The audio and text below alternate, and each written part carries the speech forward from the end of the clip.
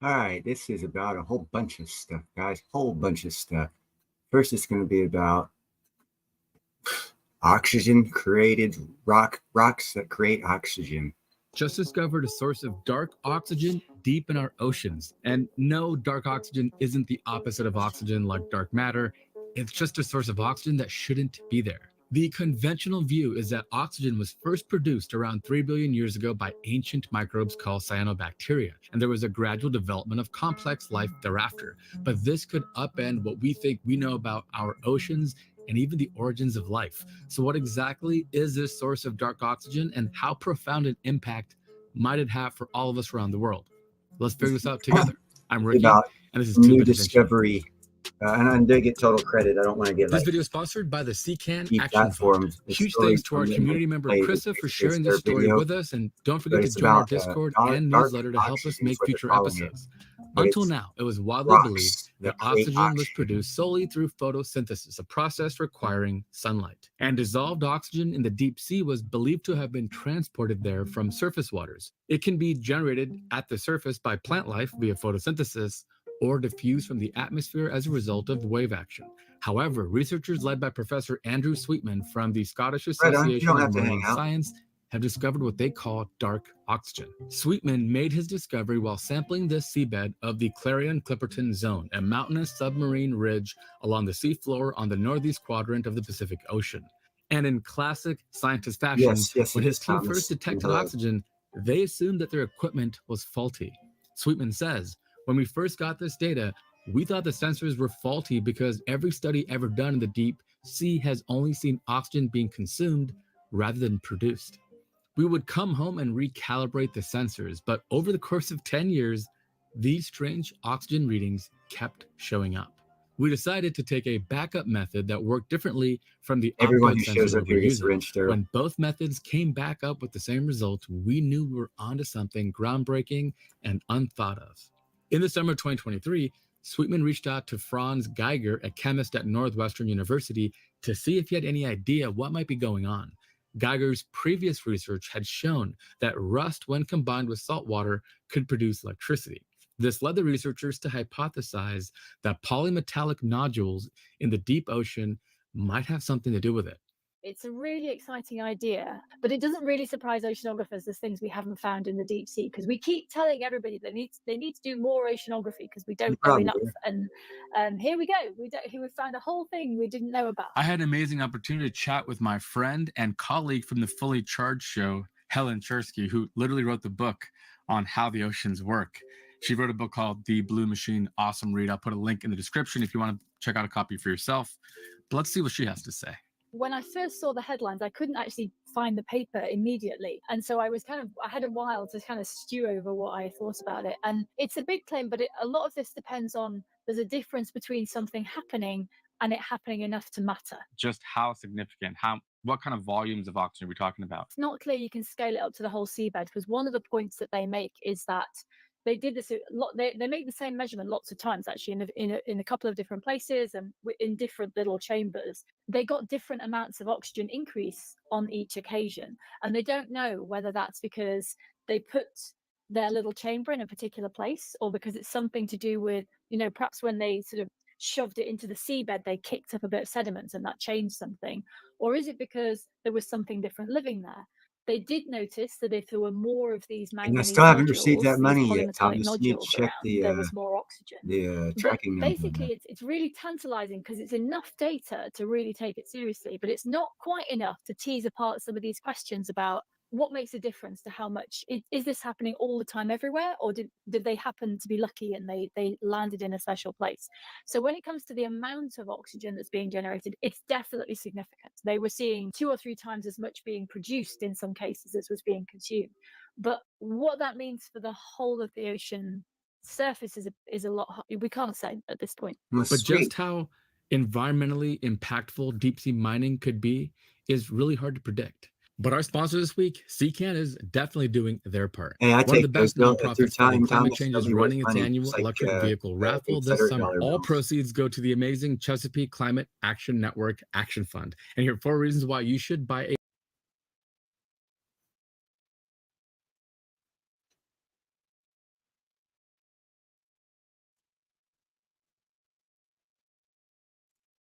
anyhow, that is one of the things I wanted to show. And we can talk about the oxygen they found under the sea, like 5,000 meters. It was quite a distance down that they found rocks. They believe the positive and negative charges of different minerals down there help to cause some reaction or whatever. But it's a new discovery, and that's a cool thing. These new discoveries are cool things. And actually, I wanted to present something that everyone's going to hate to hear about, and that is this company right here and what they are wanting to do. Let's see here. Let's run this here. And, you know, This is maybe the in 10 or electric 20 years' time, biking. solar panels will, so past tense, they'll be old school, because this new company, this new technology company in New York believes it's now producing these little solar balls. Well, these things are the future potentially. I mean, they really are unbelievable when it comes to harnessing energy from the sun. They kind of make solar panels look like old technology, even though it's not. Hello, my friends. Welcome to the channel. Makes it look like old technology, even though it's not. I'm Sam Evans. And I'm going to give total credit to the electric biking. Well, not only technology. This company has been around for a while now. They're based in New York, and they've unveiled tiny spheres that outperform solar panels significantly using both sun and even artificial light. So we always have artificial light. Hey, Jeff. Right now in this room, I've got artificial light. It's being wasted. What's You up, could put Matthew? these little spheres in this room, and you could harness a lot of that energy. So basically the majority of the energy, a lot of that energy that I'm using right now to power these lights here, I could actually get back. A little bit like having an electric car, right? And this that is the actually has technology I talk about when I say solar of the future tech's not going to require silver. This stuff he's talking about right here, it's more efficient than solar panels.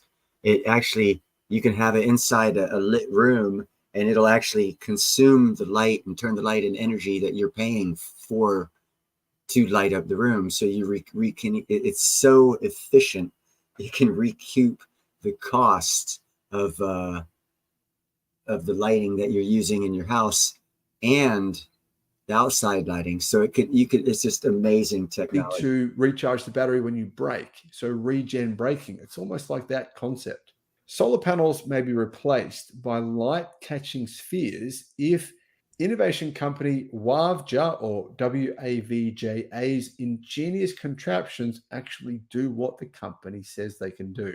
This business, which has operations in New York City, says its experts have created tiny globes from a little more than an inch to nearly 4 inches in size that harness both sunlight and artificial light to make electricity. Called a photon energy system, the technology uses multiple layers of cutting-edge materials in specialized spheres, according to its executive president, Shireen Chen, who outlined a list of performance metrics in the video.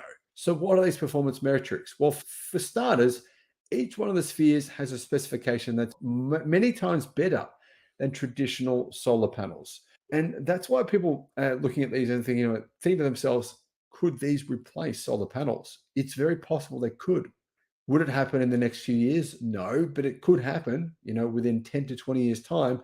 We could be looking back and saying, remember when we used to use solar panels? Well, the spheres resemble the Death Star from Star Wars.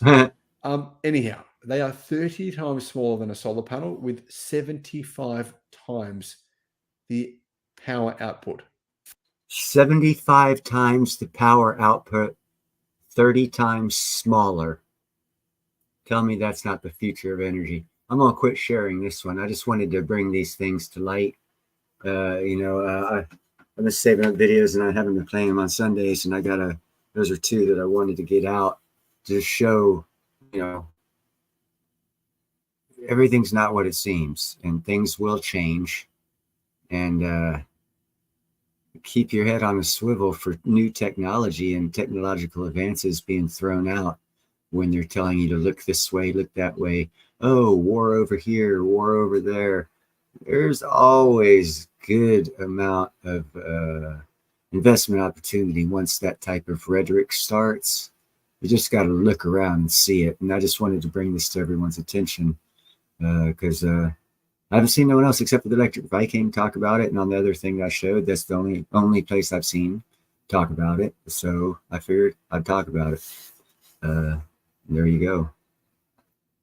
And for anybody who wants to join the panel, it's going to be a short stream, probably another 15 minutes or so.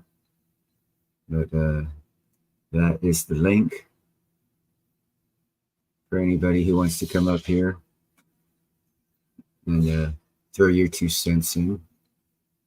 And if no one was coming here and throw their 2 cents in, that's good as well. But yeah, that's why I didn't announce this live stream. I just need to unload some knowledge I came across, and I wanted to share. I know it's not, like I said, I know it's not coming tomorrow, but it is coming. So when you think, like, for example, you think silver stacking 10 years. Well, in 10 years, we might not be using silver and solar panels because that new tech I just showed you. So, you know, the future is not written.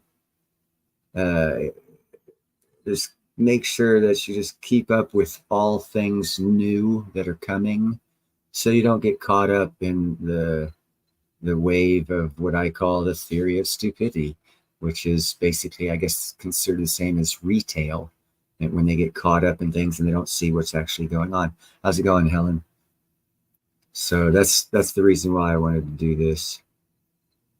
I wanted to spread a little knowledge to 7 or 8 people. Mostly have you hit the like, subscribe, and share. And maybe every now and then one of you might come up here. Well, it's not a calling. It's actually just showing up on the screen like I am with my colorful fish, except for you'll be right beside me. But I don't have it pinned to the top, but that's well, I could. There, that's it right there. For the limited amount of time. You are currently writing the history of the future. Do you have the flux capacitor? I need to borrow it for about a half hour. There you go, JM. You know about it. You want to come up here? I've got it. I don't know. It's not pinned. You can scroll up in chat. But yeah, the spheres are, I mean, as I've stated before, when it comes to power plants on vehicles and the idea of getting away from combustion engines, we're going with a new thought process of giving people more choices of power plants to draw them away from the combustion engine. So there's a lot of new technologies for power plants coming out for vehicles that could also be used for houses as well. They got small and the micro nuclear reactors. Both could be used for small towns, and they're actually have already built and have 25 of them running in Eastern Europe. So it's not an infeasible thing for a small town near you to get a micro reactor, for 34 million, and you won't have any power bills for 50 years. Or you can get these little spheres and just throw about 50 of them on top of your house, and then all of a sudden you don't need power lines anymore. So I mean, there's lots of things that are coming, lots of things that are just around the corner as far as technological advances that no one's talking about. So I just wanted to do this live stream to basically bring people's attention to things that most people don't know about.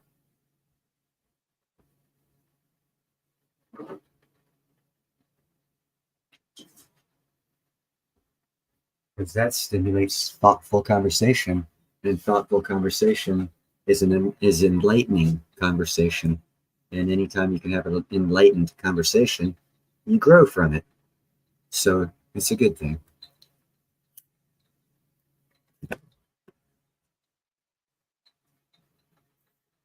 I've been watching too much Jordan Peterson and Eric and Brett Weinstein. I guess like I said, I just try and get people together, give information, get information, and share information, because that's how we grow as a society, as a solid society, a closer knit society, and a more unified society. It's when we compartmentalize our lives and our economies where shit gets fucked up. What's up, Gerald? So yeah, I'm big into sharing information. Once I get over this 2-month, second crappiest time of my life as far as employment goes, things will get better. And hopefully a lot of my inventions will come through fruition by hopefully summer. A lot of my inventions, one of them obviously will be by the end of this year, but because of that one, hopefully it'll garner me some funds to where I can get others going. And as I just showed you, new technology, I am hoping to be creating or be a vehicle of science to create a new energy source through what I'm going to be doing hopefully at the end of the year. At least that's one of many hopes I have.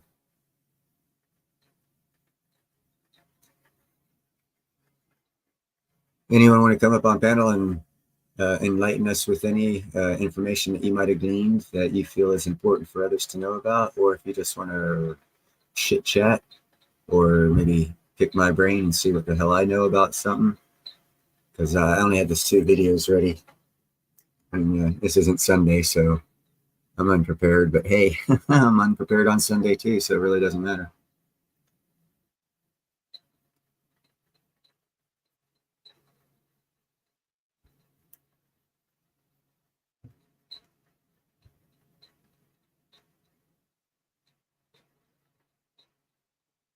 Anybody?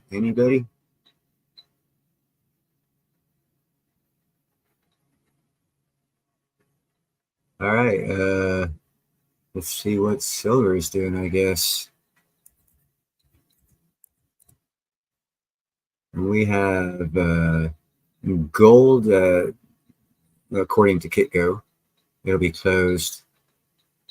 Market's open. It will be closed in 17 hours and 41 minutes. 24.14 for gold, 28.53 for silver, 964. Ooh, now here's an interesting one. 964 is the bid for platinum, and 885 is the bid for palladium. And that is very interesting. That means palladium's finally dropped lower than platinum, and it looks like it's it looks like things are starting to go the way I thought they would go. It's taking a lot longer, but oh well. That's the way life goes.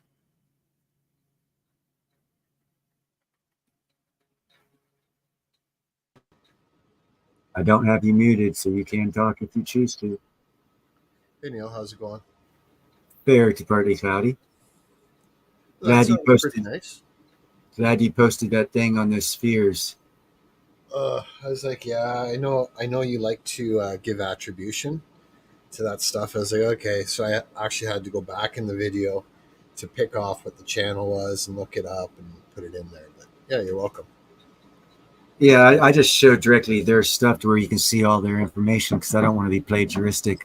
I mean, I could have sat here and talked about it, but without, I mean, who am I? I'm a damn iron worker, you know, that device is not connected, OTG. You got to try again, brother. He's trying to come up on panel, but it says here, device not connected. Oh, there we go. There's OTG. So I want to give everyone. Yes, sir. Right. How's it going? Oh, it's going great. Thomas said he finds platinum group metals hard to find, and actually they are more difficult than other metals to sell. I can't find a palladium merc anywhere. You kind of got to go to the big boys when you go to the smaller metals and the 8 precious metals groups, because the smaller dealers usually don't deal in the platinum group metals. They won't have a iridium or osmium or platinum or any of the platinum. Well, they might have platinum, but they won't have a lot of the other platinum group metals. The larger dealers of precious metals usually do. Miles Franklin, S.D. Bullion, they all have palladium. What's up, 79? They have palladium, platinum, and then there is these other ones. It's like full metal something or other. I've seen places they'll sell like pounds of zinc, copper, bismuth, and all kinds of other precious metal. Well, not precious, not the 8 precious metals, but still the metals group, and they sell it in poundage and ounces. You can get titanium, like I said, zinc, tin, all the different kinds of aluminums. So everything's out there for sale. Good night, Helen. Yeah, I love platinum myself.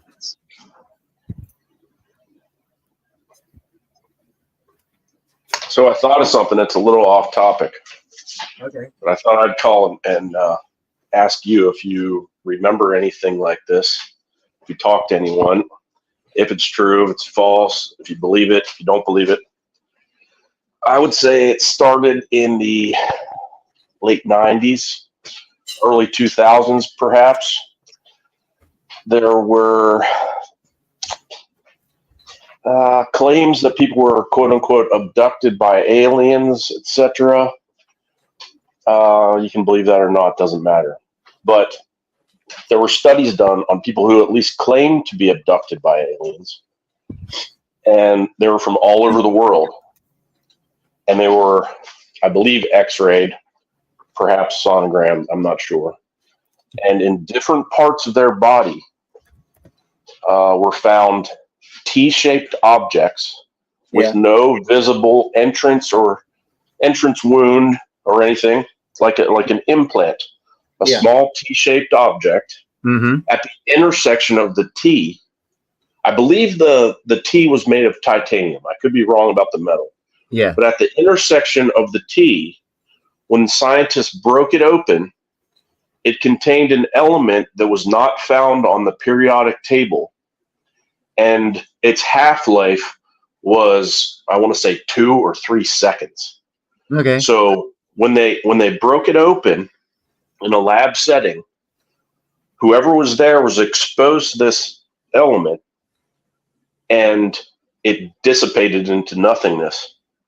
But people who were in the general vicinity claimed that they attained some sort of knowledge with the exposure to this element. Okay. I'm wondering if you have ever heard this or No. I I actually have somewhat of an explanation for that. It's a little elongated, but they have created elements. Element 116 or 117 has been created for a couple of microseconds in labs, blah, blah, blah. And there is side effects to them. But what people haven't done when it comes to UFOs is the people who will be able to tell you if it's real or not have never been asked to look into it. And what I mean by that is, have you ever heard of a physicist coming up and saying, nope, there's no way that's possible? Yeah, it's got to be something that we don't know of. They've intentionally never asked a physicist these questions. But I've been watching a lot of physicists' podcasts, and this subject's been brought up by several of them, and they actually have logical explanations for all of this stuff. And as far as the little things inside people's bodies and no incisions and all this stuff, I don't know if anyone remembers, but they've had a couple of years ago, they introduced a new product. It was a nanobot that was supposed to deliver drugs directly to the cell of cancer patients. Yeah. Okay, so if you can do that, you can have that same program, that same nanocell that's finding its way through your body, going to a specific cell to deliver a specific medication. you can program it to build something inside your body. That's a no-brainer. It can be done. So all of this stuff is under, hey, what's up, Indy? Under, if you take it to a physicist and have them look at it, it's very much explainable. And the fact that that element you said only lasted a second or two, that's quite normal for when we create things in lab scenarios. It sounds like maybe a black ops or an undisclosed unit of something or other is just doing experiments on humans, which is illegal. And that's probably what we're seeing. But those are all just logical explanations. Or we can let our mind wander and say all kinds of things. But until you actually get down and you put everything together and ask a physicist how this works and have them explain to you how it could work and give you a logical explanation of how it could work through physics and math and geometry, and then what's up, Welchco? Then you have a better understanding of how what you could perceive at that point in time as being extraterrestrial. I would call extra technological that hasn't been released. And we all know, and we all can agree, our government does not turn over technology as long as it is dangerous or they feel it's dangerous and can be used against the government. So they hold on to that technology. So is it more possible that it's our own technology that we already know exists that can explain this, or something other than this? Now, I'm not saying there isn't a possibility, because we also know of different dimensions.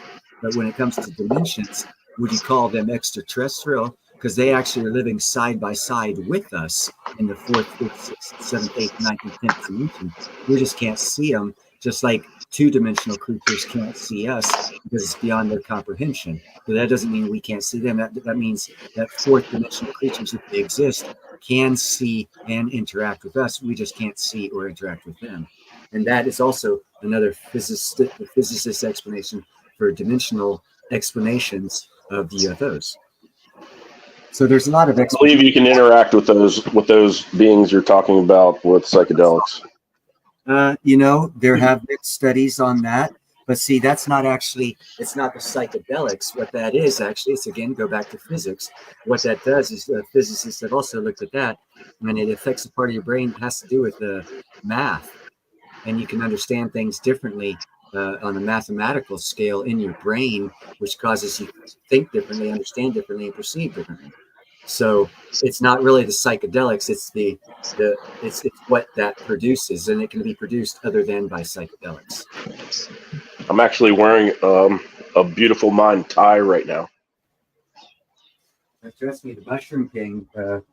I don't recall his name off the top of my head. He's got like 17 medical patents on mushrooms, and he also did a study on mushrooms and bees, proving that the bees' immune system's turned off unless they get dew from a mycelium network off of the mushroom, which turns their immune system on, which causes them to live up to a year, when every scientist nowadays say they live 16 weeks. And that's only true with their immune system turned off. If they get a hold of mushrooms and the mycelium network and the dew or the water or the liquid off the mycelium network, it turns on their immune system. So basically, every bee study in the world by every smart person in the world was wrong, because they were dealing with a creature that was not healthy. And any scientist knows if you're going to do experiments on unhealthy creatures, you're going to get unhealthy results, which means none of the results are valid of any study anyone's done on bees. Oh, Paul Stamets, that's his name. Since Paul Stamets came up with that theory, or excuse me, that evidence. Stamets. Yeah, that guy. He's got lots of books out. I've known about him for about 15, 16 years, but not from the psychedelics, even though he tells some great stories about how he started and he climbed a pine tree and a lightning storm and all this other crap when he was in college. I liked his studies about longevity of bees and mushrooms, and his studies on the mushrooms and how the American government actually has had a war on mushrooms in state and federal parks for 30 or 40 years. And that has actually affected our ecosystem more than probably fires. Yeah, I know a lot about Stamets and his work. I actually met him. Don't know him, but I've met him. The book signing. So I just wanted to mention something in OTG's original question there. started it out with saying that it was identified as possibly another element that's not on the periodic table. Well, that's hard to determine if you're doing a scoped optomy or whatever they would call it on a living person, because you'd have to have the scientific equipment available to capture that. They did it hundreds or thousands of times. Well, so like I said, they were collecting samples from people all over the world. I understand that, but they eventually ran out, and from what I gather or remember, they were like fiends for this stuff. So they were trying to they were interviewing people all over the place. Come forward, please, if you have more of these things. And they were breaking them open and being like, wow. I have issue with all of that, because you can only create and detect those undetectable and unbeknownst elements in certain lab conditions, and they don't exist everywhere, and they're very expensive. So from a physicist's point of view, I'd say that's probably skewed information, because it was unscientific, unless it was brought forth to these labs that they could do it. But if the element disappeared within 2 seconds of them breaking it open, they couldn't tell what the element is unless they're at these labs to be able to do that. And those are very expensive labs in very highly controlled conditions. So that part of the story I'm skeptical of. Not saying it's not true. I'm just I have no idea if it's true or not, but it was very interesting, and a lot of people had discussions about it for interesting. A good two solid years of the cruise that I ran with. We talked about it. It's definitely interesting, but I also know the government puts out stories like that before new technologies come out, so they can get us used to the idea of the new technologies and get us talking about it and all this other stuff. And that's also been proven to be true. So there's lots of things that from a scientific, go talk to a physicist and have them logically look at the math of it and explain things out, and they can come up with thousands of mathematical theories that explain it, that are not looked at, because people that look at this information aren't physicists, and they do that intentionally. Thanks for sharing that screen, Neil. The reason that I shared that with you is I just wanted to mention with my previous comment, it always seemed to me like there's a couple lines missing here. Like on the second line down all the way across, the one below that all the way across, and the top one all the way across. It almost seems like there are other elements that they just never told us. There are. We're not the smartest things out there. There's lots of elements to be added to that. And there's also like Thomas Howard or whatever his name is, that Iron Man star who came up with what he thinks is a new type of physics. It's actually old, disproven. He wants to redo the periodic table by harmonic resonance, which is an 1800s theory that was put together, and it's already been shown not to be the way to actually go forward with the periodic table. And he's got some good points of view, but his knowledge is skewed because it's been it's difficult to explain physics. I hardly understand it myself. But it's very interesting, and I'm learning a lot, because it's an interesting field. Oh, so, and then the other thing I just wanted to point out, since I've got that chart pulled up anyway, periodic table is here at 11 across. We've got copper, silver, gold, and then to the left is platinum, palladium, nickel. And not too far away there at number 76 is osmium. So they're all right in the same area. Yeah. The heavy metals. Precious metals. Is iron in there? Iron, I think, is Fe, right? FM. But I'm not quite sure off the top of my head, Jane. I couldn't tell you for sure. I think iron is Fe. Let me look.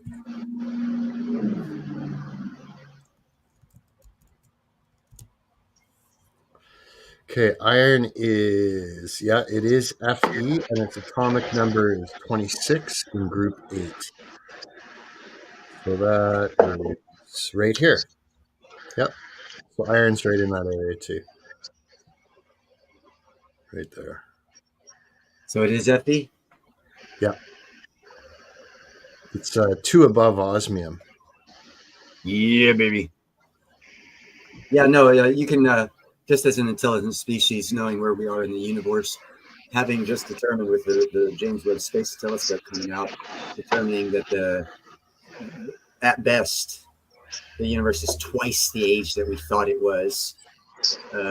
It's now not 13.5, but 27 billion years old. And we're in like the older, probably around the 14 billion, 15 billion year cycle, supposedly, of the quote unquote beginning of the beginning, whatever it is. But the principle being, if we're at that point in time, there's still like 14 billions of years of elements and creation beyond what we are at currently. So it is not uncommon to say, we don't have all of the elements. And not only that, that a life form that was like 1 billion years of creation created before us, because of that, the formation of the elements were different than for them, but life was created under those circumstances. So therefore, to them, for example, element 117 could be a natural occurring event on their planet because of where they are in the universe and the time and creation point of their existence to ours.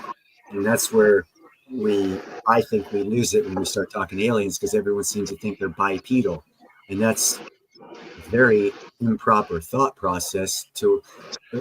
There could be a fucking jellyfish flying in the sky, genius aliens that are more capable and smart than us, that look like jellyfish floating in the air, but we wouldn't conceive something out of life, because we're always, all these UFO stories, they're all about bipedal, 2 arms, 2 legs, head, just like us. Why is it that we always are seeing and perceiving life just like us, when Japan just guaranteed through scientific study that plants actually breathe, eat, communicate, go through warfare, chemical warfare. They do everything that we do, so therefore they are replicas of us, but we don't consider them life because they're not bipedal and have a head. But yet they have every other aspect. They go to war, they fall in love, they communicate, they do chemical warfare, they're highly sophisticated, but yet they're plants. But yet they have every attribute of life that we have as humans, bipedal humans with 2 arms, 2 legs, and head, which every alien out there seems to have. That tells me, from a psychological point of view, it's all in our brain, and we're recreating and remanifesting things that we don't understand to be perceived in a way we can kind of sort of understand them, other than truly be an alien, which is something we can't conceive or understand. That would be alien. So why is it every time we see things, they're always bipedal, 2 arms, 2 legs, and head? Why is that the only alien in the universe that we see? Well, I think that's what Hollywood has. Yeah, exactly. Hollywood. It's all visual effects. Talk to a physicist. Can I say something? Yeah, of course you can. You're on the panel. You can interrupt. Independent Mary will be happy if you interrupt me. Okay. First of all, I am a Christian. I believe every word of the Bible. You can think of that whatever you want. Secondly, I believe that the entire universe, and I also believe in multiverses, were created roughly 6,000 years ago with age. Right on. That's your belief. With the bipedal argument, I believe all beings were created in the image of God. Except for dogs, cats, lizards, birds, reptiles, snakes, alligators, skunks. I should have said human. I should have said human beings. Okay, No, human is a man-made word. Human is not in the Bible, so it's a very difficult thing to. Well, Man, we'll say man. Made that we're talking about. Man, not human. Human. I don't understand what human means, but man, mankind. The language we use right now wasn't created at the beginning of time. We created it. And actually, since you're a believer, you realize after the Tower of Babylon was destroyed, God created all the languages to confuse us and keep us separated. Agreed. But I have no qualm with anything you said. That's your belief. Well, with the bipedal part of this, even the angels God and the angels. When God said, we will create man in our image. It's not in his image, in our image. That was God and the angels. So they are all human, for lack of a better term, human form. They have a head, 2 arms, 4 appendages, and this torso. And bring evidence to the table that says that they're not all bipedal. So that'll actually stump your argument. People who have stated that they died and come back only talk to a ball of light that doesn't have arms, legs. Well, that's that. Well, that would be peering beyond the veil into the third Earth age, which yes, you don't need a body to be there. So then you're a light body. The Jews call it Merkaba, which is a pyramid shape on the top and the bottom. One spinning one direction and one spinning the other. So it looks like a diamond. Why would only one of those creatures in that area look like that, and the rest of them just be aberrations of light? I don't understand your question. Say that again. You couldn't even see a corporeal form of them to determine what they look like. They're just apparitions of light, and then the tunnel that they come out of, all they see is a ball of light at the end of it. And if they talk to anyone, they're apparitions of light. No form is given. So from what you're saying, I perceive from a different point of view that it's beyond our comprehension of understanding to be able to put a form on these things because they are beyond our comprehension, because we use less than 10% of our gray matter or our brain. So how could we perceive that we can conceive any and everything out there to our understanding when we glean it? All I'm saying is when you glean it, it could be anything because we're stupid monkeys. We're not. I get that, but I also believe that our mind is like a radio antenna that can transmit and communicate two directionally. But I don't know if you've ever seen video, or I don't know what the terms are, but brain scans of someone under the influence of LSD. They literally are using 100% of their brain. No, all lit up. 100% of the synapses are firing. That's not a use of, because if they were using 100% of their brain, they could teleport, they could do telekinesis, they could levitate, they could do all these things. So that sounds about right. Yeah. I'm not missing that. That sounds like a pretty good synopsis of what I did. Thousands of times. But in this reality, they did none of that. They only did it in their own mind. So devoid of the reality of life, you're 100% correct. You can do all that stuff, but the rest of us did not perceive that happening. So it did not happen in reality. That's where there's an overlap of dimensions, which I believe in. Perception. It's perception. Oh, yeah. Your 6,000 years of life. The doors of perception. You are putting God in a man's body and telling him he's going to see things and make things in 7 man days. One thing I can tell you in the Bible, that's 7,000 years. He only said days for our understanding because we're too stupid to understand his time. Is that a possibility? I think a day is 1,000 we're all years. Great and we're all knowing. So since it's not at all a possibility, and we're not vain, see where this line goes.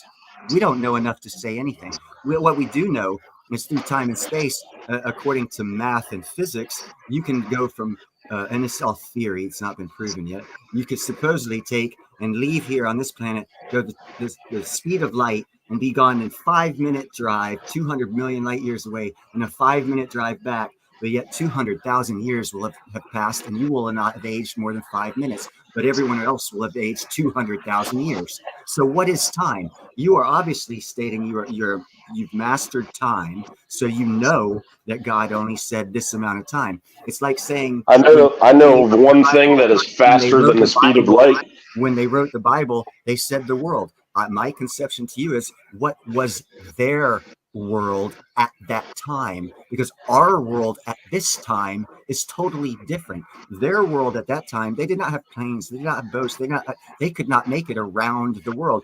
Their world that they're talking about is the world that they lived in, that they could travel in. That is the world they lived in, and that is the sphere of influence of the world to the people of the writing of it. They didn't go over to the American Indians and say, hey, check this out. Or they didn't go to China. You look at the Hindus, they had Vimana, which were traveling spacecraft.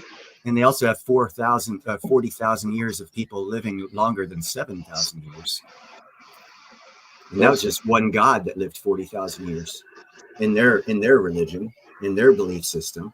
So I hope when you roll the dice and Christianity comes up the winner, I think religion is a mindset to get us on a correct frequency and vibration to extend our energies into the next dimension of growth, which is the eternal life.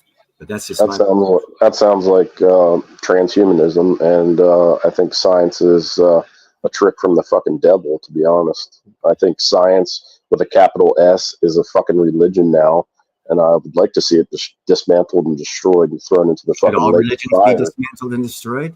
Or just no, there's only one. There's only one that's good. There's only one that's true. One religion? What religion is that? Jesus Christ is Lord and King, plain and simple. Religion. That's a spirituality thing. Religion is a man-made thing. We're talking Catholic Church is a religion. Protestants are. Well, you could say the Bible is man-made too because men wrote it, but that's not what it is. It's only 2,000 years old. If I had a conversation with God and wrote it down, it would be the Word of God, but I'm not going to do that. So how about the people who were alive 7,000 or 6,900 years ago? They're not unsaved because they didn't have the Bible? No, Christ went and preached to them after the fact. Upon his crucifixion, he went and preached to them. And so he went back 4,000 years upon his death. He went back 4,000 years, but he spoke to all the dead. Yes, he preached to all the dead. Yes, that's a belief system, and it's yours. And I do not doubt it. It's yours. I have pause with a lot of what you said from my belief system. Well, see, the problem with Christianity is there's no fucking wiggle room. Okay, sure. There's only one way. Welsh Ghost Services. I spoke to him myself. I know he's real, brother. I was going to tell the story on Mary's show, but I was interrupted too much, and it was too serious a story to be interrupted in the middle of, so I didn't tell it.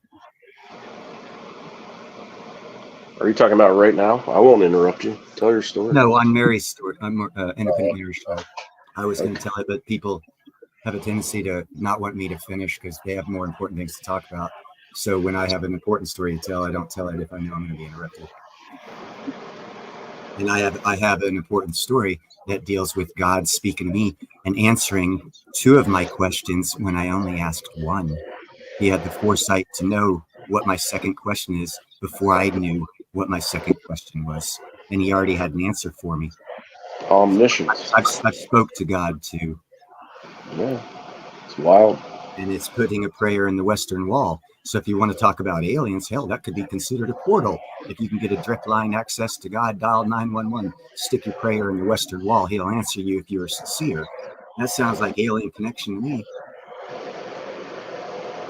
I can only substitute the word alien with the word demon. So, or angel, they all come from the same place. Have you forgotten that Satan was God's greatest angel till he decided not to be? So obviously, angels. Hold on a second. Let's not historically forget historical facts here. Then 1/3 of the angels followed Michael, the angel of light, out of heaven to become what? Demons. So angels and demons are the same. They just have a different belief system. Well, that's the fallen angel, which are the Nephilim. But they decided to come down here with their fucking cocks in their hands and fuck all the goddamn that's what your belief is. Human women and created the giants. My belief is they didn't stop being angels. They were just called something else. Yeah, fallen angels, Nephilim. Yeah, that's what they were called. Angels. Yeah. Just like angels. So if one of them's demons, both of them are demons. They're all Democrats. If you look at the angels, they're all fucking Democrats. Yeah, Democrats and And Aren't Republicans are both aren't human four- too. aren't the four horsemen angels of death? But they're not satanic. They're from God, but they're angels of death, destruction, Well, famine. God But yet created God's Satan too. angels. So if your determination of angels and demons, well, that's just perceptual. It's only one. There's God. There's nothing else. Everything else is perception. Well, I can't. I'm not going to argue against what you're saying. Perception of demons. I don't care what other people How can think. I walk to be out a honest. door of the house and not be the same man just because I want to be evil? I'm still a man. I'm still the same man. I just want to be evil. So now everyone calls me a demon. That doesn't mean I grew horns and start blowing No, fire. I'm the you same can't be a as an demon. angel. You can't be a demon as a man. I'm the same as an angel when I was an angel, when I became an angel of darkness. I'm still an angel, not a demon. That is a man-made word. They're not demons. They're angels, fallen angels. Nephilim, man-made word. The only thing God calls them is fallen angels. Everything other than that is man-made word. Nephilim. And the word is Nephilim. A perception of what God said they were. A man-created perception. Yes, I agree. It's still just. Okay. If you believe Jesus Christ was just a man, then I understand where you're coming from. Well, at one point in time, he was just a man on this plane of existence. Yes. No, he had to be on came this down plane here because nobody was paying attention for the first couple you were thousand changing years. the definition in your own mind by my explanation to make yourself right, in my opinion. He was a man. He had corporeal form. What is a man? Am I a man? I've got corporeal form. Or am I a god? Please explain the difference to me. If someone writes a book about me, would that make me a god?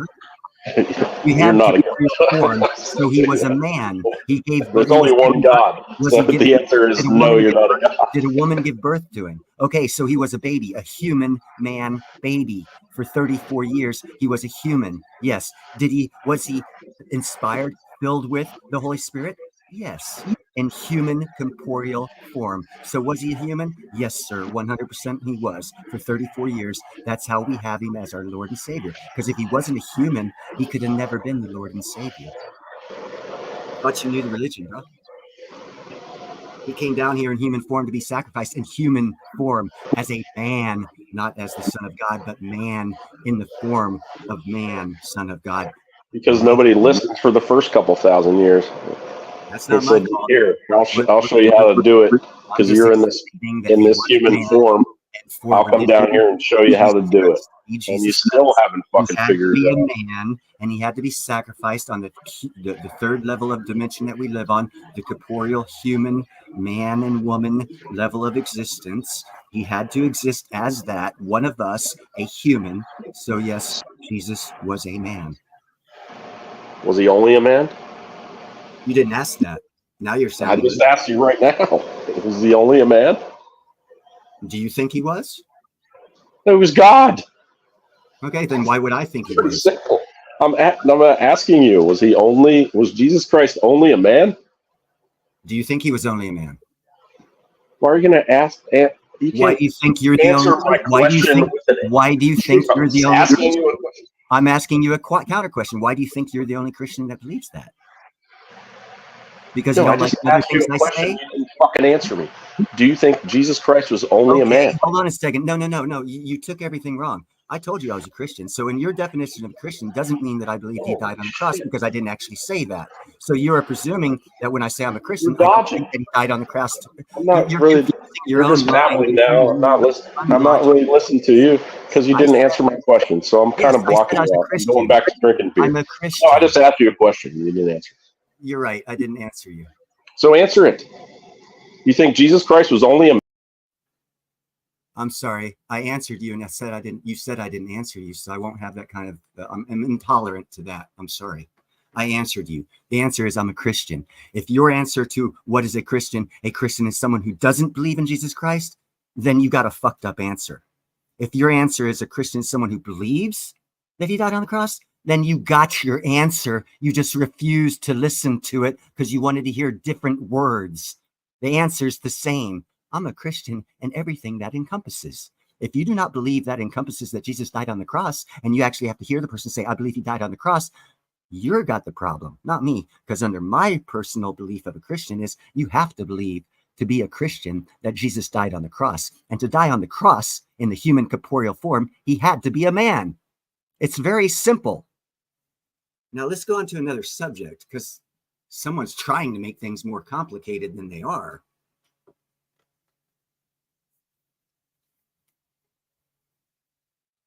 Yes, I just kicked you out because you wouldn't listen. And I just explained that to you without interruption. And you told me you weren't listening to me, so why have you up on the panel? People are up here on the panel to talk, not to not be listened to. And you already admitted you weren't listening. So you're doing the exact opposite of what I have people on the panel for. That is highly rude. It's all about perception, huh?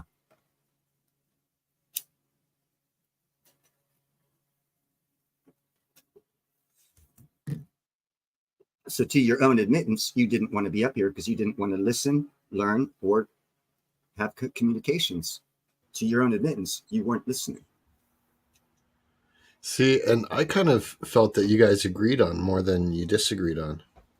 I disagree on the premise that people bring to the table, like what just happened, that you have to tell it to them in their words for them to believe you. No one can judge me as a man. Sorry, unless you be judged, don't you be judging me. I said what I said. I'm a Christian. If he did not want to believe what a Christian is, that's his problem, not mine. Well, and one thing I've noticed over the years is like there's all types of different types of Christians, and lots of people that claim to be Christian, but their actions don't really actions follow don't up with their words at all. It's in your heart. That's why at the end times, even most atheists turn to Christianity, because at the end, all you got to do is ask for forgiveness and actually mean it. And you can be a rotting, murdering creep and still make it in heaven. The difference from my understanding of Christianity is that person will probably be cleaning toilets in heaven, to where the person who lived a good earthly Christian lifestyle their whole life will probably be living on the top floor of a mansion, not having to clean their own toilets. And that's just putting it in layman's terms of my understanding of there's still levels of heaven. And then the guy who last minute, right before the death sentence is brought to him and he's fixing to die, converts at that minute after killing thousands of people. Yes, he still has salvation because he accepted the Lord Jesus Christ, but he still has to pay for his sins. So how's that realized in your head? How can he pay for his sins even though he accepted Jesus Christ? Well, I perceive that to mean that when he gets to heaven, he'll have the lowest of low positions in heaven because he's not as blessed as those who follow the will of God on earth for their whole lifetime. And that's why I believe they say you will receive your rewards in heaven. Well, how can you have rewards? Obviously, it's something that someone else does not have because of what they did on earth. So therefore, there must be levels in heaven for people to exist on. It just makes sense, all off of words in the Bible.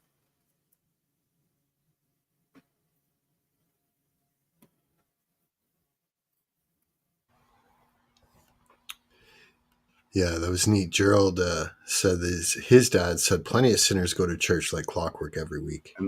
Church is filled with sinners. Don't you recall in the Bible, it says Jesus, the man, went into church and kicked people out for doing money exchanges, said something about it's not a bank or something like that. Yeah, I think that was actually a synagogue. Yeah, it was a church. Christianity wasn't around at the time. It didn't come around until after his death. So everything was either... what do you call that? Not atheist, but pagan, or, well, everything was pagan or Jew. Yeah, like that story of Sodom and Gomorrah. Actually, that's a lie. I think John the Baptist came around before Jesus Christ to help spread. No, I did not. I dropped you. You're still in chat. I just took you off the panel because you didn't want to listen to your own admittance, OTG. But I think John the Baptist came before Jesus to help start spreading the word of Christianity and the spread of the word of the coming of Christ, the Son of God. And if you study that story, you will find that John the Baptist's sign that he was using was the skull and crossbone, which was the sign of the pirates. So if you study a deep study of history and you put theology into every story, you might find that the original pirates, not the Blackbeard or the ones that came later, But you might find that the original pirates were actually the first revolutionaries in the Revolutionary War of America before America started, because they were revolting against the king and queen of the royal hierarchy of the time, and they used the John the Baptist sign of the skull and crossbones, showing they had the high road on their favor. And then the spin on that of the people who had power at the time, which were the kings and the queens, was it was a sign of death, and they spun them, and we know them to be pirates. And for instance that I give for misnomenclatures of history such as that is Vikings. Vikings are not a people. It's what they did on the weekend. They went out Viking. That word to them was raiding. But in history, we know them as Vikings. So we know them for what they did on the weekends, not for what they are. So historically, that's the biggest inaccuracy out there. There are many of those inaccuracies in history that we take as fact because they're written down before us. It takes an in-depth dive in history to discover these nuances that change everything in your perception. That's true. That's true. We're loaded up with whatever programming the institutions and the media want us to be programmed with. The parenting makes a big difference too, right? No, what's brutal 79 is he will no longer be able to insult anyone. It sounded like he might have been drinking too much, and that is a horrible thing for a Christian to do, get drunk and then start talking shit. He has been banned for that last comment, because a Christian would not make that comment. I was not vulgar at all. And I already deleted that comment because, yes, that comment was brutal 79. It was very vulgar from a Christian at that. Oh, my God. So, again, time proves the right to be right and the wrong to be wrong. Yeah, well, he just got fucking hit out of the ballpark, OT 79. He will no longer be on this channel. I don't care who he is. Just as we were talking of pirates and royalty, he is not royalty and I'm not a pirate, but if you make me choose, I will be a pirate over royalty any day of the week.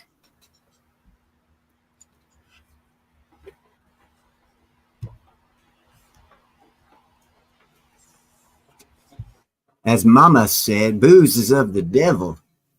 Jeff Nielsen.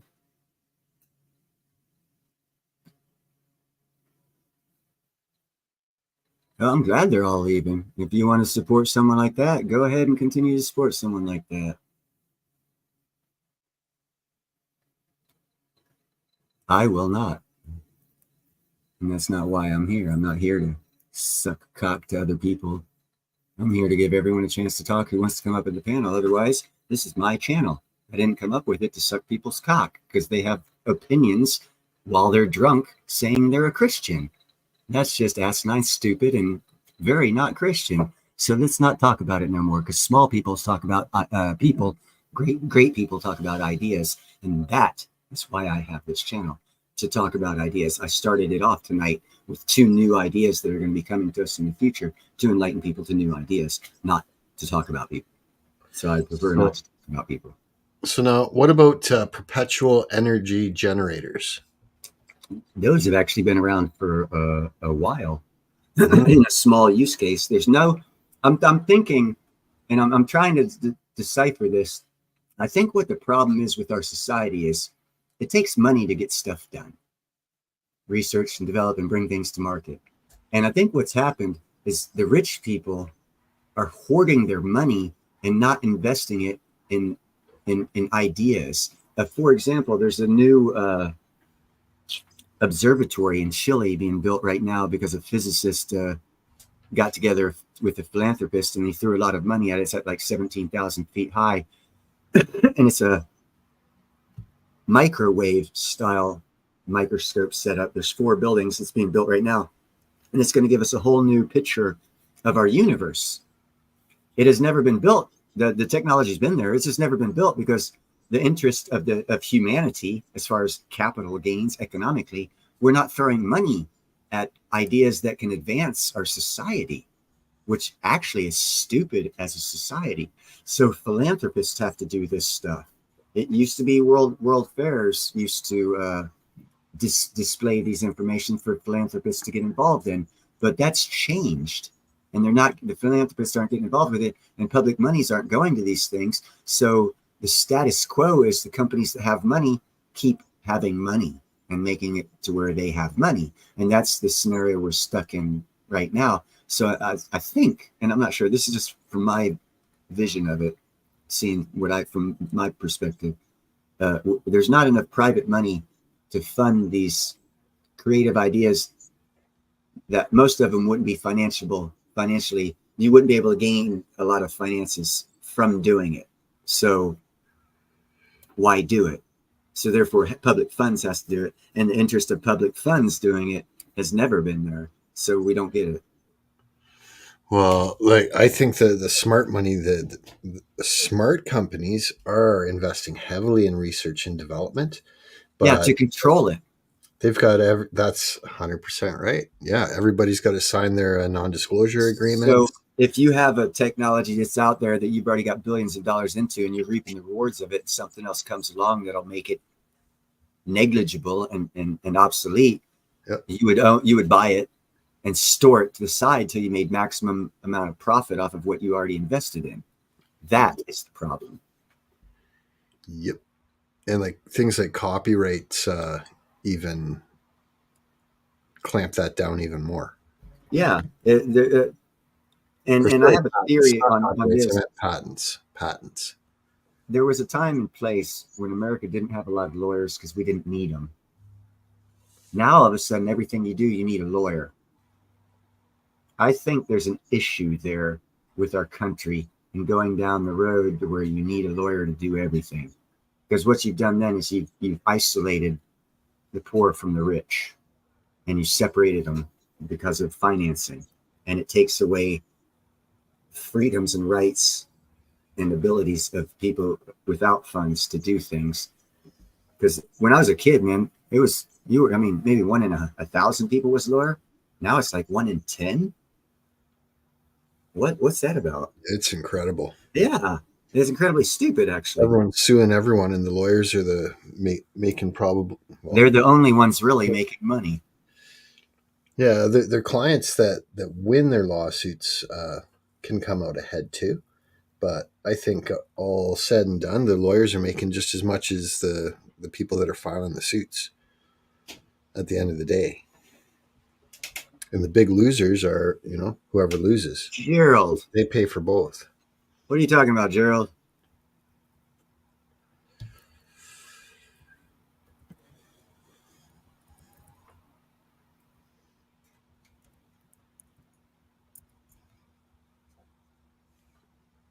Give me a call, Gerald. I don't understand what you're talking about.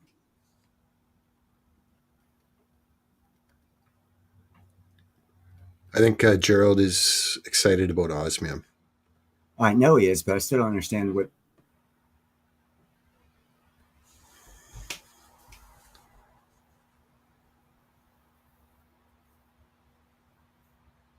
I still don't understand.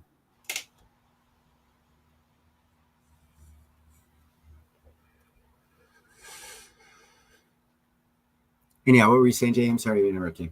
Yep, no, that's fine. It's right in his first sentence of his longer comment there. That's what he's talking about. Osmium Crypto Project now building a team. That's it. Now that we are down to 4 and this live chat might not be saved, I can speak freely. I don't understand that. Oh, he's just saying he didn't want to be putting information in when there was a lot of people here. He felt it was a little more private and more. Oh, okay. Yeah, no, that's what I was not. Well, see, unfortunately, it's just recorded, and any 1,000, 10,000, 1,000,000, 300,000 people can come back and look at that. Do you want to take that statement down? If you don't want more than a couple people to see it, you might want to take that statement down, Gerald. That's all I'm suggesting. And the way you can do that is just go back to your comment, click on it, and then click on remove. Yeah, I'm not going to do it, but you can do it if you want to, Gerald. What's up, Space Miner? Hey, Space Miner, good to see you. Yeah, and I had some information on space mining I was going to talk about too, but I don't recall what article I had ready for that. I was kind of blown away by those rocks on the bottom of the sea creating oxygen, because in the science classes that I remember in 7th grade, Miss McQuarrie, my 7th grade biology teacher, was imprinted on my brain photosynthesis. And to this day, I still see her saying, because she did it properly as far as making people remember. Yeah, photosynthesis. And I know what photosynthesis is. So when I heard that rocks created oxygen, I was like, Miss McQuarrie, what's up with this? Yeah, she's probably dead. She was my 7th grade biology teacher. But yeah, it's amazing the crap it's going to be changing high school and middle school science projects and science classes. Yeah, speaking of perpetual energy machines, the Greeks 2,500 years ago had steam powered engines. They just used them as child's toys and didn't use them for boats because they didn't have the thought process, the proper thinking to put the 2 and 2 together. So this one here, I just wanted to share this with you because look at how basic it is. It's run on springs. I don't know if you can make it full screen. Hold on a second. Let me see what I can do. It's like a 1-minute video, but you can imagine if you had it hooked up to a transmission, how amazing this could be. Look how simple it is. Here it is.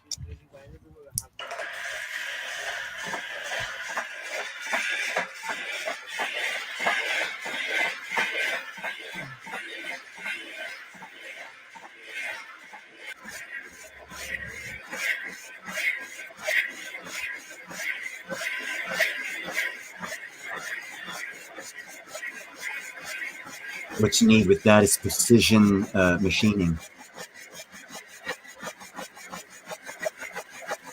Right? It's super, super basic, but wait till you see this thing get going. It's halfway through right now.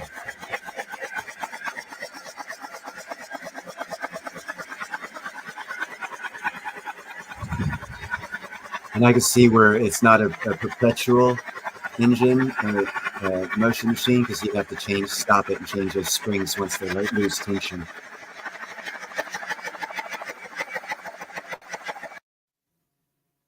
But yeah, that's a good way to for homegrown energy. Yes, easily. How basic is that? Like, again, I think, to get it going, it doesn't really accelerate all that much, but it's the springs are what's creating that torque and horsepower. Yeah, and equal and opposite reactions of pull while you have the machining and the proper shape of the thing going through its rotating thing. It's like not a piston, a crankshaft. Yeah. So like just imagine having a belt on that hooks up to an alternator. Yeah. You could run some LED lights off of that. No problem at all. You could do the same with a fire, water, and That's true. A steam powered thing that you could get to rotate by the direction that the water spewed the steam out, causing it to go in one direction and continuously go as long as you have fire to it and water in it. Yeah. And it would produce more power than you're using, which is the basic premise of the power generations. You put in 1 unit, you get out 2 units. And even more than that, the greater the better, obviously. But that's the basic premise of it. Is everyone here invested in osmium? I think so, except for Welsco. I don't know if Welsco, are you invested in osmium, crystallized osmium?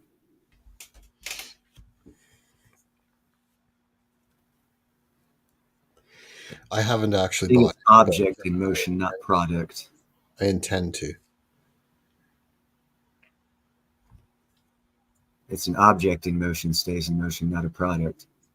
And when he sees the word product, I think of a Beanie Baby or a car or something. I think he switched the words around there just for fun. Oh, that's okay. Like a perpetual energy machine in motion stays in motion. And actually, I forgot to put the link in for that video. I should put that in there. Another thing about the steam powered engine that the Greeks had 2,500 years ago, that they didn't have the mindset or the proper thought process to be able to turn that into a steam powered motorboat like we had in the 1800s off of the exact same technology that they had 2,500 years earlier. They were smart enough to have had that and stupid enough not to have used the technology, but yet they were smart enough to create the Antikythera device, and it was stupid enough not to save their society, but yet it proved that you can build a society off of improper math. It's just that society won't blossom because they're not thinking properly. So where they see a steam powered engine and take full advantage of it. And what I mean is they built the Antikythera device, revolutionary analog computer 2,500 years ago, totally impossible. And they built it off of the math they knew at the time. And then I don't know if you guys know the story, but for decades we were trying to figure it out after it was discovered what it was. And everyone, the brightest minds in the world, were looking at it, trying to figure it out. And then one dumbass came along and said, "Hey, you guys say it's an analog computer, right? Their math back then, didn't they did all their math off the Earth being the center of the universe, not the sun? Wouldn't that have something to do with all these calculations?" And then the smartest people in the world got back and redid their calculations based off the calculations that they used when they built the machine, and found out it was an astrological charting device. But it was built wrong. It was built like a computer would be built, like the finest of watches would be built today, 2,500 years ago, but it was built off of faulty math. And because of their mindset and their thinking was off, everything they did in their society was a little bit off, and therefore it did not succeed. And that's why they, in my opinion, they did not see the advantage of the steam-powered engine in that toy that they created at the same time. That if they had created a steam-powered engine, the Greeks would have controlled the whole freaking world. But they weren't destined to, because they didn't have the right thought process or the brain wave or the right frequency of thought or motion in their brain to get there, because their math was wrong. They were off on every one of their calculations because of their thinking was wrong. And so even today's society, in 100, 200, 300 years, someone could find one of our computers and say, "Dude, didn't these guys think that the fucking sun is the center of the universe, and it's actually not?" Because they discover something new, and we could find out that our society didn't survive because we're basing everything off of our math now, and it could also be wrong. But no one talks about that even after discovering that's the truth of that one of the truths that the Antikythera device proves is that societies that base their understanding off of the wrong math will never succeed. I just pulled this video up here, Neil, but I wanted to get Space Miner's permission to play this. Space Miner can say yes in the chat there. This is Space Miner's osmium ring video. It's like a 1-minute video. Right on. If he's okay with it, I'm okay with it. I don't even know if he's still here. He was here a minute ago. Yeah, but like 79 said, I think she's the only one here. It shows only one person watching. I think he's still here, but what I'll do, worst case, is put the link in the chat here. I don't think he'll have a problem with it. It's free advertising for him. Well, you can sue me, I guess. Hey, y'all. Space Miner. Check it out. This is a 4 mil setting. Vapor crystallized osmium in 925 sterling.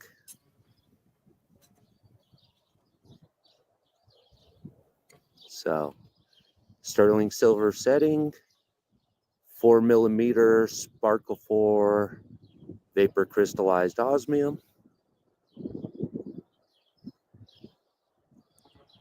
Thinking about doing some striking and stamping here on the sides. But there it is, guys. 4 millimeter vapor crystallized osmium, Sparkle 4, and sterling silver. So, just want you guys to see that. Bing, bing. Bing, bing, bing, bing, bing, bing, bing, bing, bing, bing, bing, bing.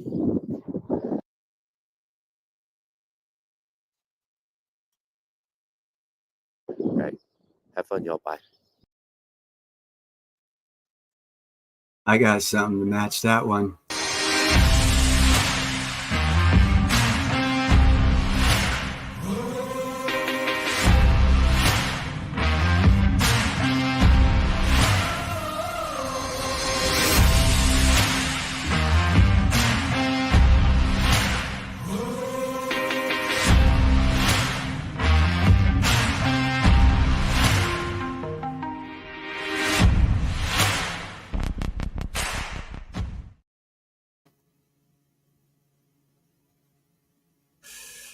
Yeah, H for Han. You got it, Space Miner.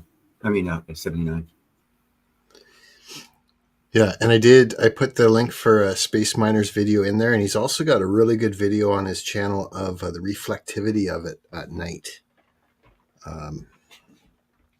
Yeah, I'm quite excited about osmium. I still haven't bought any yet, but when I do, I want to make it a meaningful purchase. So there you go. Oh yeah, I'm sure Mega will sell. You have a lot of millionaires out there that would easily buy a rose gold ring with the MAGA oversized, like Texas big 10-gallon hat kind of oversized ring that has Mega in osmium, crystallized osmium, MAGA in the middle of a rose gold ring with like an onyx or a black backing, and then have the osmium. Crystallized osmium on top of that. It'd be like a J.R. Ewing kind of statement, and there's a lot of rich people out there that would easily pay for that because they're. Here's another idea for you guys too. I watched a live stream earlier today on Coin Crew. Actually, he was interviewing another coin shop owner, and a question from the chat was posted of what was in highest demand at their coin shops. Silver coins, like bullion coins, constitutional silver, bars, or rounds. And the guy, the co-host immediately said, the number one thing that's flying off my shelves right now is the Trump rounds. Yeah. Silver rounds where he's got his fist in the air. And I think someone just started producing them like in the last week. So they took the bit and ran, right? Yep. Took the ball and ran with it. I think I've made this statement several times in different live streams that I've made, Ben. There was a guy. Do you remember that Mel Gibson movie, Passion of the Christ? Oh, yeah. Okay. There was a guy. It was untrademarked, uncopyrighted. The nail that they used, right, to nail up the dude, the actor dude on the cross. The nail. Yeah. He made 1 million of those and sold them for $9.95, and sold all 1 million of them in a month. How many tens of millions of dollars did that make him in 1 month? So that psyche over the movie and the experience people perceived they had over that movie affected their psychology so much so that they spent $10 plus shipping and handling to get a replica nail so they could feel that emotion that they only experienced. If you tap into that emotion in people, you can make a lot of freaking money. Right now, the way things are going, especially after the assassination attempt, 60% of the nation will go for anything new, Trump or Mega, just because of that same psychology is happening with this Trump movement. That was the same thing that happened with that nail of the Passion of the Christ. So there's a lot of money to be made coming up, yes, off of that alone. Yeah, you could probably do big T rings, necklaces, and earrings to represent Trump, and they'd sell off the osmium teas, and they'd probably sell off the hook. Well, that's why that same psychology is why I said, and I said this last year, and I'm saying it still. I believe the Dallas Cowboys are going to go to the Super Bowl this next football season because of the same psychology. If everyone's into Mega and Make America Great and all this other stuff, well, Dallas Cowboys are America's team. And that would support what I just told you about the psychology of making money. So if what I see to be true, we will see if the Dallas Cowboys don't go to the Super Bowl, they'll be like, oh, if they'd have won this game, they'd have gone. But if they go to the Super Bowl, they'll win it.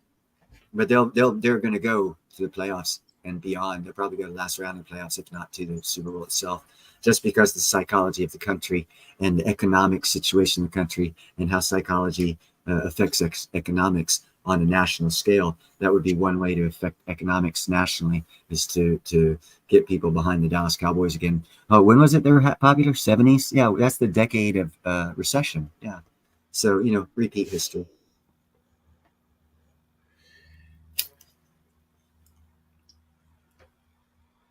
It's a lot of psychology to economics.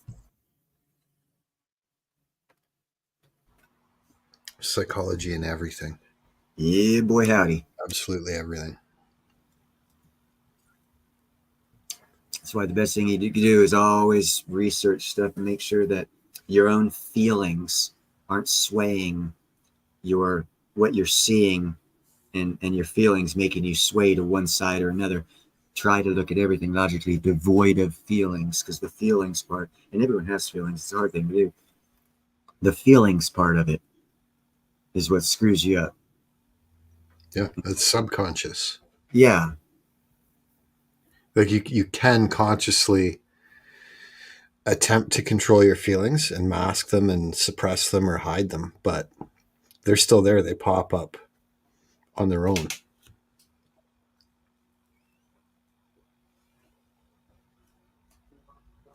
In my opinion. Gerald, are you like one of the developers of a cryptocurrency osmium thingy? Is that what you're talking about? Yeah, I think he's got a line on that. Are you one of like the producers or the makers or whatever they call them? Oh, so it's going to be a coin based off of a network of jewelers that you could. So you're one of the creators of it. Right on. Yeah, I don't understand anything about code, so I'd be useless to you helping me on that.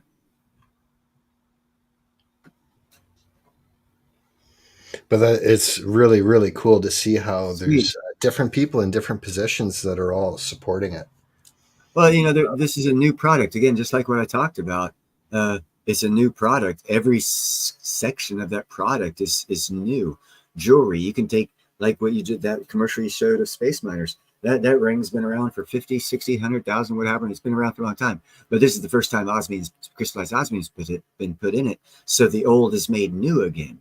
So basically, everything is new again with the crystallized osmium. That's what excited me about it in the first place. Everything you do would be a first. It's a unique opportunity.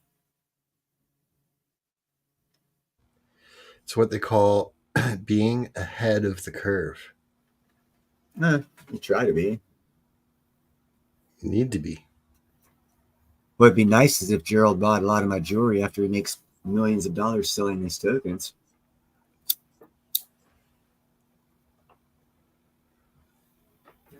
I know you can't wear 100 earrings, but to buy 100 earrings would be a big help. Give them away to your employees.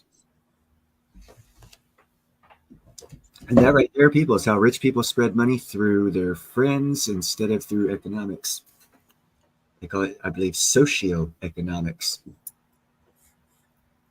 It's a total different form of economics. It's when you involve more than one person. Because then you have,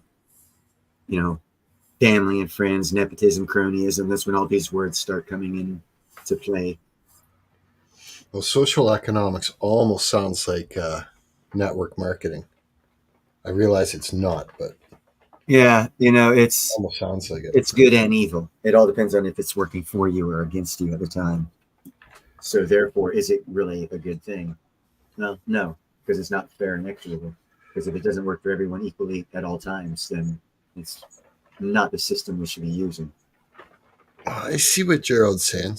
If you can highlight Gerald's last comment there. That one? Yeah. I think he's got a great idea here. Yeah, actually, I've already got a reserved site, and I didn't even know it till just now. As I've been talking with LLC, and he said, "All my shit, he'll have it," and that's what he was talking about. So I already knew about it. I just didn't know about it. And I knew it was like compartmentalized. I knew one compartmentalized, but From a different angle. Together till just now. And the dots get connected. Yeah, basically. Yep, that's super cool. Yes, that is part of Ian's thingy. So you're working with Ian as well? It's how logic and deduction work.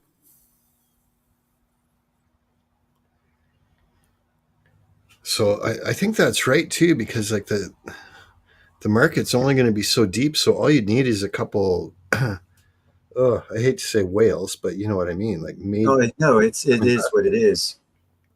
And that's it. The horses are off to the race then. Well, see, the thing about this is, again, it's new. Everything is new. Everything is open. This avenue that Gerald is taking, it's new. Oh, I'm an investor? Hey, cool. I'm an investor. That is actually what Ian and I were talking about, not in a cryptocurrency sense, but the part of networking, the networking part, which I guess actually the cryptocurrency is actually sister. It's actually networking. But yeah, we've been talking about that. Just I haven't had the funds to do anything. Oh, sweet. Right on, Gerald. You're really rocking the Casbah, and none of us fucking know it. I had an inkling. Was it a good inkling or a bad inkling? Yeah. No, like he's been pretty subtle in the past. Like I think he's been trying to keep it under his hat until certain milestones are made. And I think that's smart business savvy. You don't want to go around telling, "Oh, I'm going to do this. I'm going to do that. I'm going to do this." See, I do shit better to just come out and say, "Look what I've done." Yeah, or look what we've done. Right? I always run my mouth. And then the funny thing is, when I run my mouth about shit, life circumstances happen on a worldwide scale that economically fuck me from getting there at that point in time. So I take that as it's not the time for me to do it.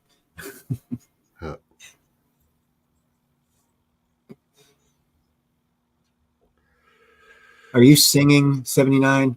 Hey, JM, I think 79's, what is that called? Sending a telepathic message. Doing a presentation for her karaoke. I'd love to hear 79 sing. I heard her voice on that one original video that she had on her channel. How you doing? And I think that's the only time I've ever heard her voice, but I bet you she's got a good singing voice. She's got to pick the right songs for her. Or rather, she needs to pick a good song. Pick the song that fits your vocals, and anyone can sing a good song. When you can tell if a person can actually sing is when they do two different like rock and country and pull both of them off. Where some people, because like me and my voice goes of smoking, I could only do certain things good, and I couldn't do the other because it requires actually being a singer, which I am not. But I could sing one or two songs good because my voice is similar to the tone and frequency of one or two songs out there. If you had to sing a song, what would it be? I've never thought about it. Or even what genre? Like for me, I was kind of thinking maybe you might pick something AC/DC or something. I know you like some of the heavier music. Ballad rock. A ballad? Ballad rock, that era of the heavy rock when they started doing ballad before. Yeah, so like Scorpions or something like that, maybe. Yeah, somewhere around there.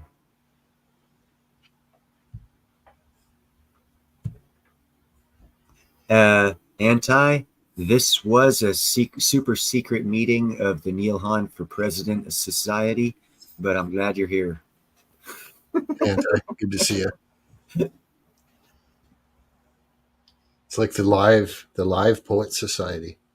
Actually, it started out with I wanted to get some information out about two new products that are going to be coming around that'll be revolutionary in our lifetimes within the next decade.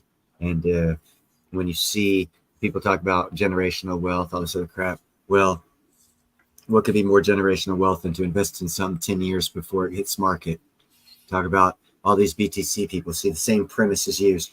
Buy it in 3 years, it's low, and then they're throwing other money at that. That same premise works beneficial for you on long-term investments as well. You get them early and low. So what is early and low on technologically advancements is get in on them before they get to market. And what I just showed you was 2 projects before they're going to get to market. So it'd be an awesome time to invest in them because they're damn cheap right now. Just like Clean Air Energy, 6, 8, 10 cents. But they own the rights to the largest platinum vein on this planet that has not been mined, which means they will be worth a lot of freaking money. Just not now. Those are good long. That's the Warren Buffett investment strategy. You got a couple of years to invest while it's pennies. And then when it starts going up to tens of dollars and you got tens of thousands of shares at pennies, and it only costs you $1,000 to get 100,000 shares, and now it's $10 a share and you're a 100 millionaire, but it took 10 to 15 years to get there. That's how Warren Buffett did it. And then he got into manipulating and all this other shit like all the other rich people do, but he started out that way. And then he ended up, you lobby to get people to fucking vote for rail, train transport over highway, truck transport, and then you deal with the unions, and the unions back you because they get to unload and make cribs them work, and it gets in the political part of it, and shit. Wasn't it Warren Buffett that said that pretty much anyone can be wealthy yes. if they've got $10,000 to invest, and you put $1,000 in 10 different stocks, but you have to put it through an analysis so that you're buying value of a company that pays regular dividends and then hold potential. And then hodl. That's like right. Crypto people hodl. Just buy low and hold high. So the intention is that you're never going to sell. You may skim off a little bit of profits, but it's retirement. It's a retirement thing. 10 grand is because if you look at it with the mindset, psychological mindset, say you're 30 and you want to start that, and the money starts rolling in because it's dividends, do not consider that money as income because it's part of your invested. Use it to reinvest and continue to build your life separate from that investment, and let that investment grow itself until you're ready to retire. Then you start taking the benefits of it, and you'll be 10 times better, 100 times better off. Yeah.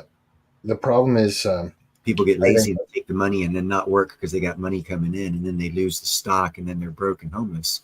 Well, yeah, and I think people that are under pressure to begin with are more likely to look at speculative investments. So, where Warren Buffett is saying, you want to take good companies that are already profitable and you want to buy in when they're, significantly not loved, when they're undervalued. Yeah, but see, this is where knowledge comes in, because that same principle I used foolishly in this one arena of stocks, and it's precious metals. I looked at Impala and actually bought some because historically they were hella high, and I didn't have the full picture of the platinum thing that I have now. I would have never invested in them knowing what I know now. But I invested in them at 7. They fell down to 4. I ended up 7. I was like, but they were, dividend paying and everything else. But they're going out. Their time is through. They don't have a plan B for their companies that'll keep the revenue coming in. So that company is a finite company, even though they met all their prerequisites. But until 10 years ago, maybe 13 years ago, no one of any consequence even considered the scenario we're looking at now with those companies. You see what I'm saying? Oh, yeah. Because Impala is not going to be around in 10 years. they're going to be out of business because they didn't diversify into other arenas. They kept with platinum and the platinum group metals they were digging because they thought that would be their bread and butter. And it was until it's not. And they didn't plan for till it's not.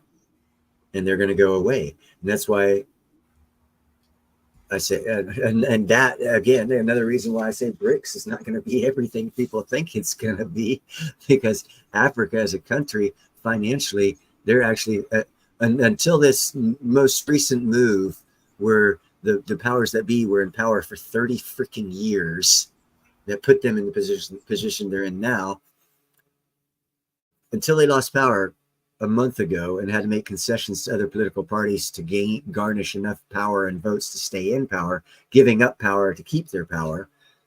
Minus that happening, South Africa would have been a third world nation within 5 years. But because they did what they did, they have a chance to go back up the steps, the economic ladder steps, a few, but they better freaking diversify quick as hell, because their platinum's running out, their gold's going to be running out in probably 20 years, and they got about that long as a country to diversify into a newer technology that's not materialistic based by what they have in their mineral base, continue on as a successful country.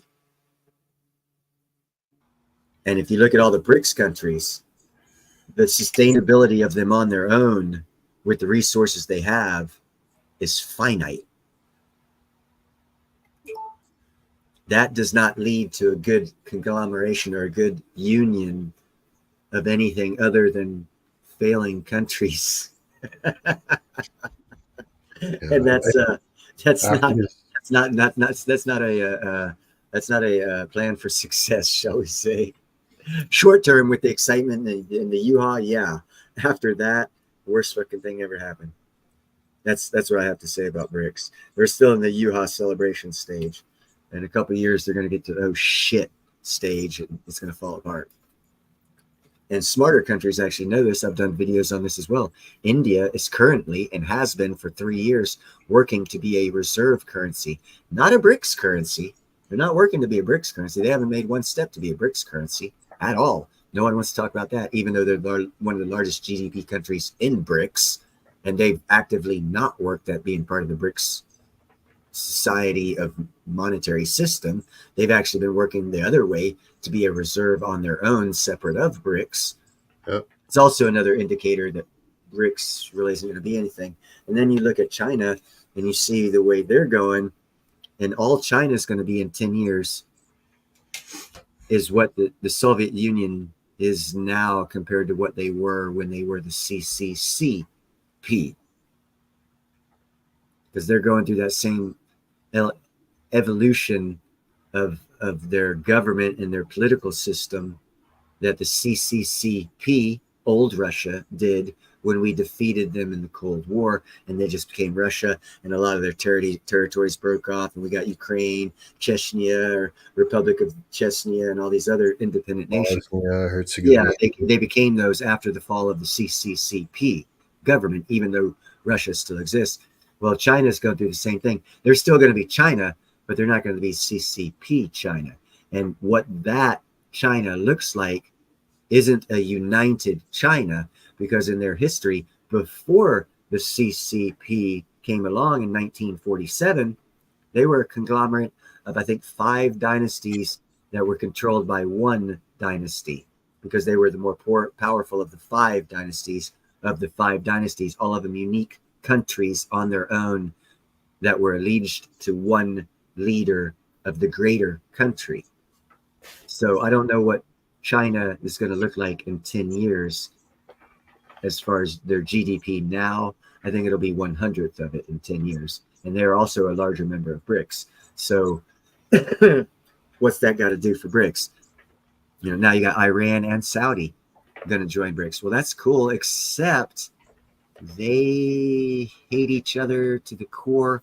And if you actually know anything about Saudi Arabia and Iran, you'll know about how long did this happen? About 9-10 years ago, a faction of the Iranian dissident government terrorist group type place kidnapped one of the king of Saudi's sons who was in safari, and I think it was the southeast part of Saudi Arabia, and held him for ransom. And the king of Saudi Arabia paid $4 billion to have him freed to this Iranian dissident group. And Iran did not help one bit. So if you think that Iran and Saudi can be friends, when less than a decade ago, the way Saudi sees it, Iran's responsible for kidnapping one of the royal princes and cost them $4 billion. If you think that's a nothing burger and they're going to get along like friends, then BRICS might be something. So you see what I'm saying? And you also think that the rupee will be a reserve currency? Yes, it will. I think the way it's going to go is we're going to break down to where we're going to have like 4, 5, 6. They're going to be regional reserve currencies. There's not going to be a world reserve currency. Yeah. It's going to be regionals, and all the regionals will deal with each other through some sort of a crypto type or a SWIFT system type or something like that. Whatever that creation ends up being, they will communicate financially through that means. But there's going to be more regional controls and not global controls in different sectors of the world. I don't know how many. I at least 3 to 7 I would project.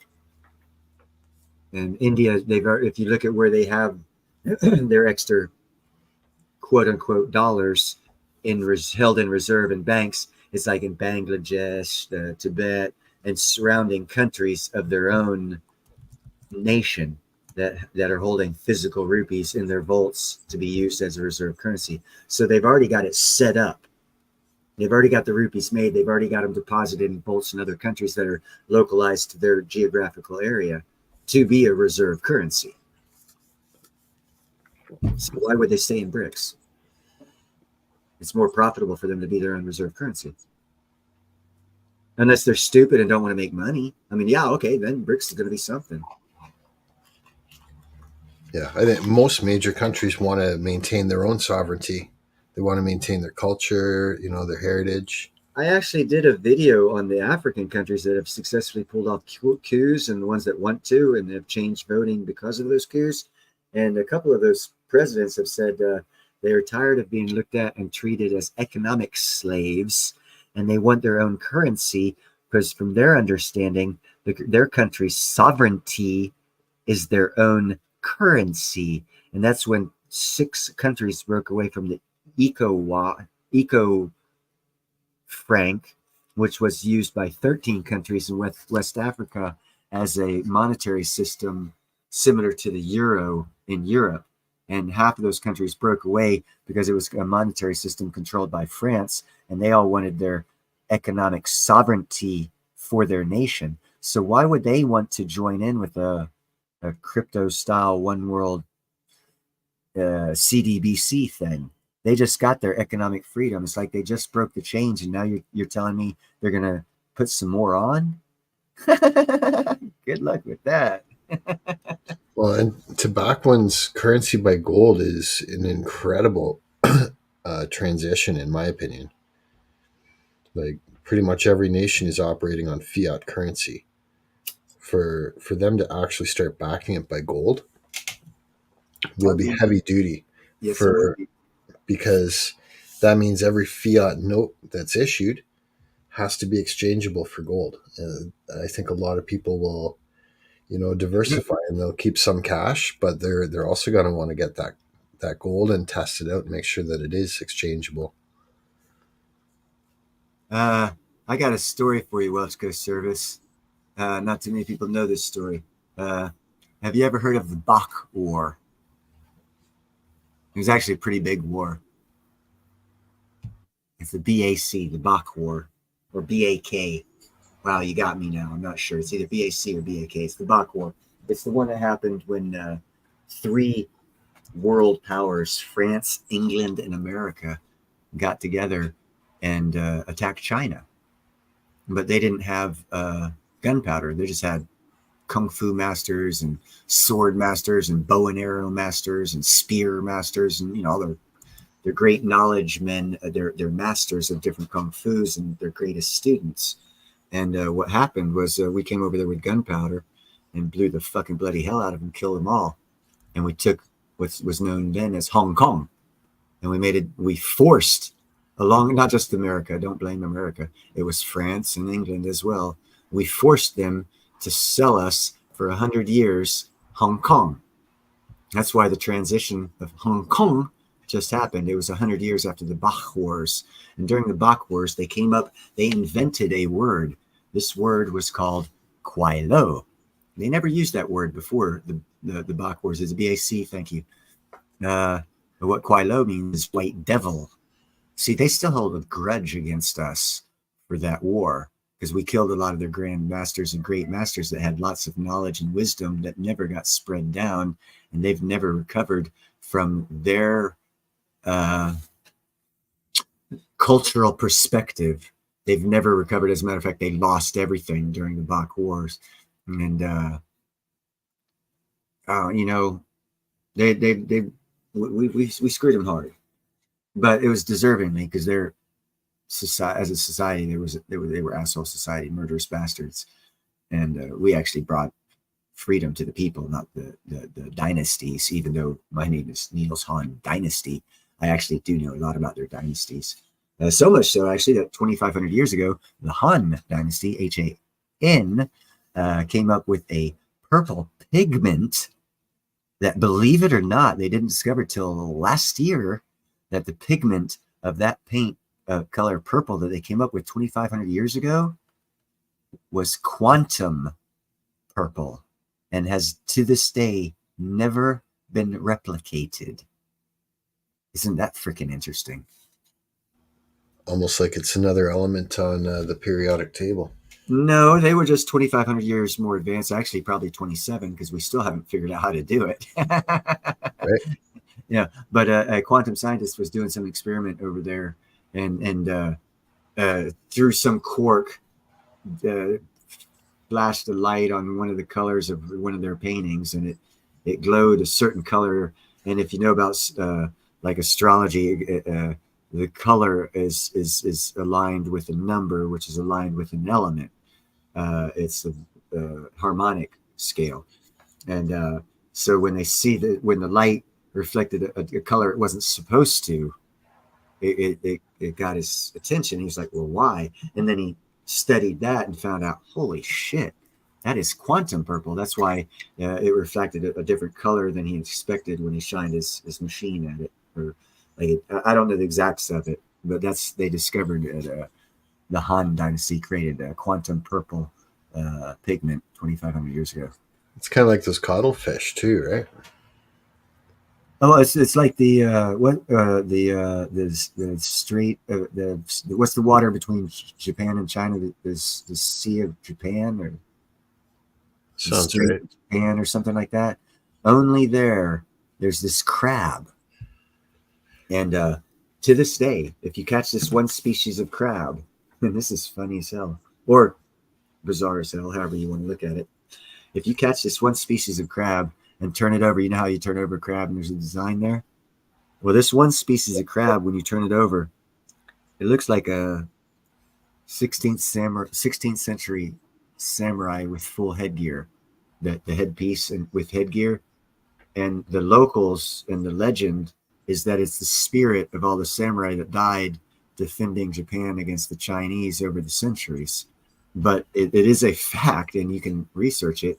There's a crab only in that one area, and if you pick it up and look at its belly, by God, it looks like a Chinese samurai's head with headgear, with his war helmet on, the bamboo war helmet on. It looks, you're like, holy shit, that's a weird looking crab.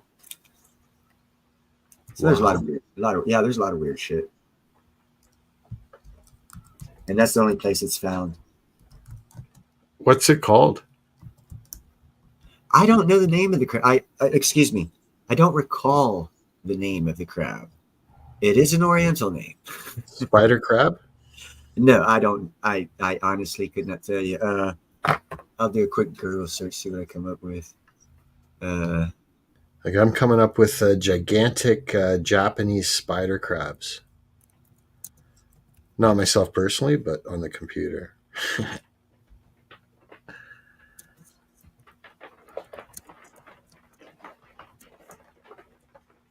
Let's see here.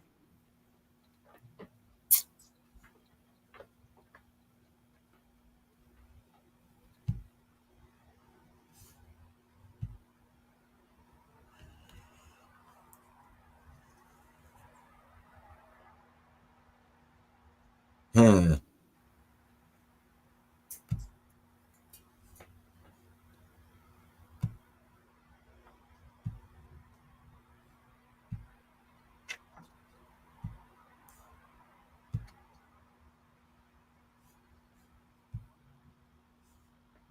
I got a picture of male crab bellies I'm looking through right now, and I don't see it because let it pop up freaking ads.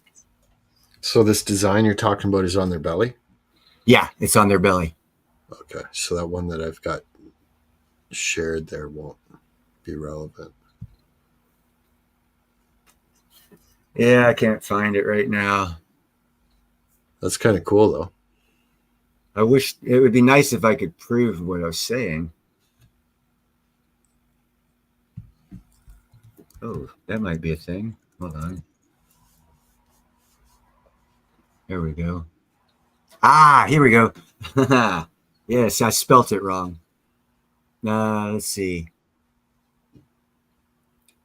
Face-eating samurai crabs, Akinjiani, Japanese yoki, and folklore shorts. Let's see. It's the samurai crab.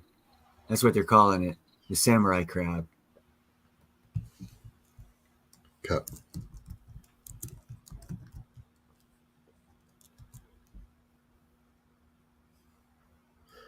Oh, I see what you mean.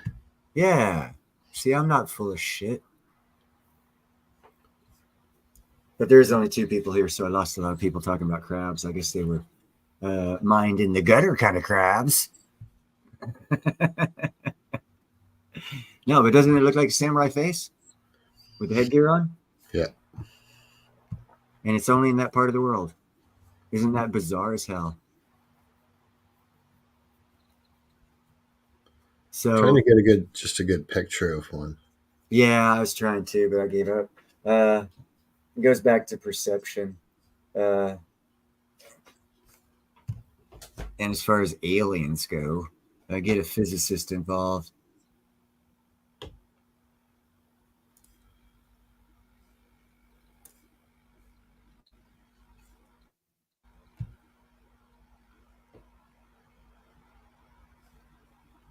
Gerald, I threw my number out there. You need to call me so we can talk, because I damn sure can't type half as well, a tenth of what I need to communicate.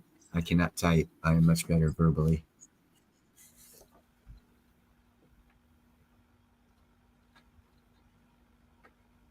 Oh, I love king crab too.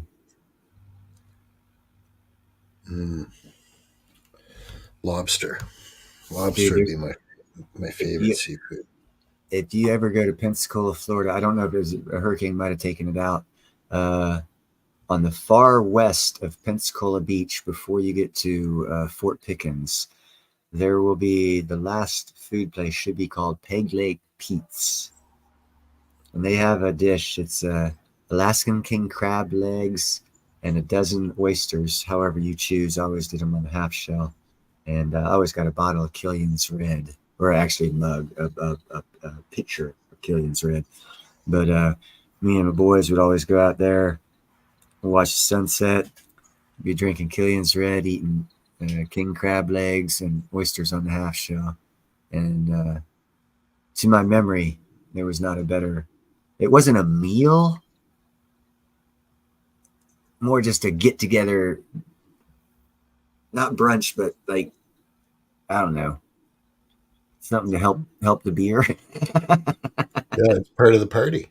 Yeah, you know, like the barbecue, but you don't. Yeah, it was just all it was is king crab legs, and of course you have your butter and oysters on half shell and beer. So it wasn't dinner by no means, but it was damn good. It might have been the beer that helped out, or however, it was memorable, Right on. and we did it a lot, so it must have been good. Got to dunk that in some melted butter too.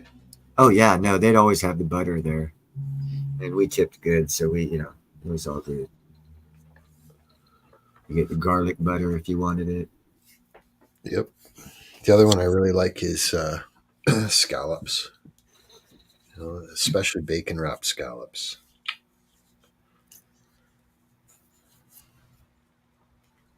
Yeah. Excuse me. Whoa. That was one of it. Keep breathing. Oh boy. Yeah, bacon. Oh, I just did the blast of my bacon this morning. I buy the like 3-pound pouch, I guess, of bacon. Not the 12 pieces. Here's like 50 pieces. Because when I cook bacon, God,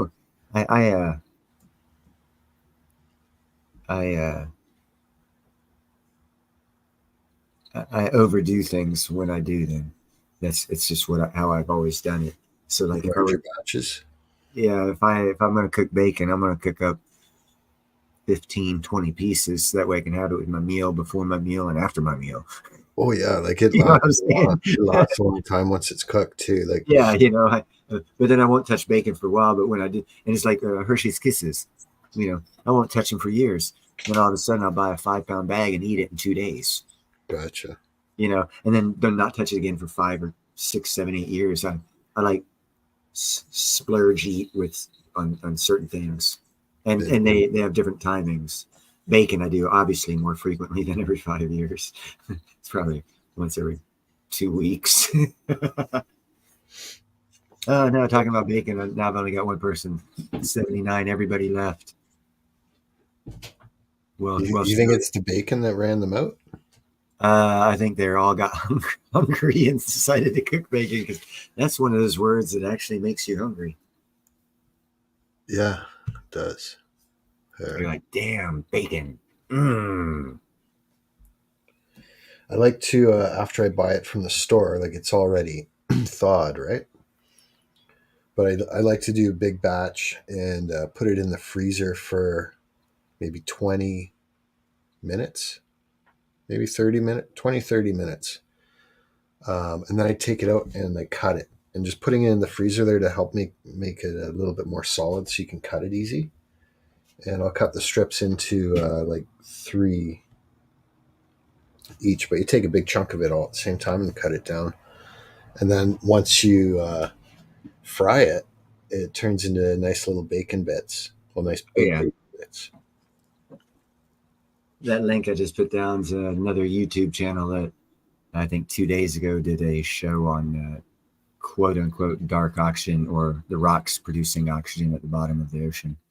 I think the University of Washington, when I was doing my studies on Paul Stamens, discovered they had this red kelp that when they fried it up tasted a lot like bacon, and they got a patent, and they were looking at the marketing and all this other stuff, but I have not seen it hit the marketplace, but I've been waiting to see it, because it's actually supposed to be a realistic replacement for actual bacon, because it actually tastes like bacon without having the fats and the oils and stuff.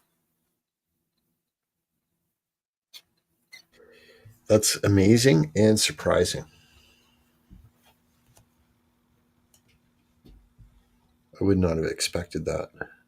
Which one, Gerald's fact or what I just said? What you just said. Because that's Gerald's fact right there. But see, Gerald, that's only true because of the time of history that we live in, and the complacency and lack of wanting to learn of the populace, because the pig's fat is actually to be used It's called, what's it called? It's called lard.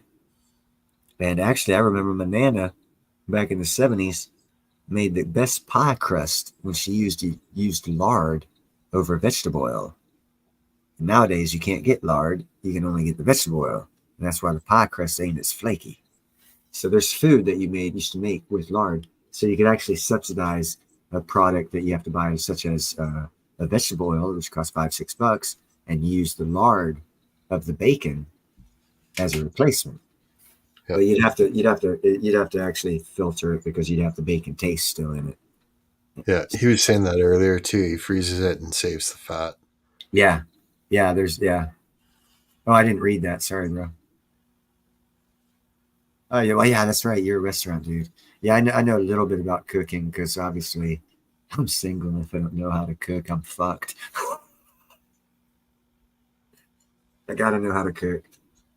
More than a peanut butter jelly sandwich and heating up tomato soup and grilled cheese. All three, which are obviously a good food source, but obviously a bachelor's choice. Yeah, it's tougher when you're cooking for just one. The great thing about me is Nickel can tell you I'll buy a full cake that would be for 8 people and I'll still eat that son of a bitch by myself in one night. Wolf the whole thing down. Oh, hell yeah, easily. That cheeseburger you showed, I could easily douse 2 of those in one night, easy. You must feel like a Buddha. You got a Buddha belly after though. Not for long. I not really. I got a lot of different parts of my body that use energy and need to be built up, and they'll use it and build up, and then they'll tear them back down. And, my whole life has been, if you study weightlifting and powerlifting and all this other stuff for the muscle usage and training, and the newer concepts are being brought to the forefront now, which is all well and good and cool, but I've been using this for 40 years and it's changed my metabolism, my eating style, everything. And now the rest of the world is catching up with how I've always been doing things. Like, for example, a person will go to a gym and think they have to max squat a weight of 400 pounds, and they do it one time and they think that's good and they think they're going to build muscle. And yes, psychologically it's good and all this other things, it's probably good, but wouldn't it be better to be able to squat 150 pounds with one leg and do it multiple times?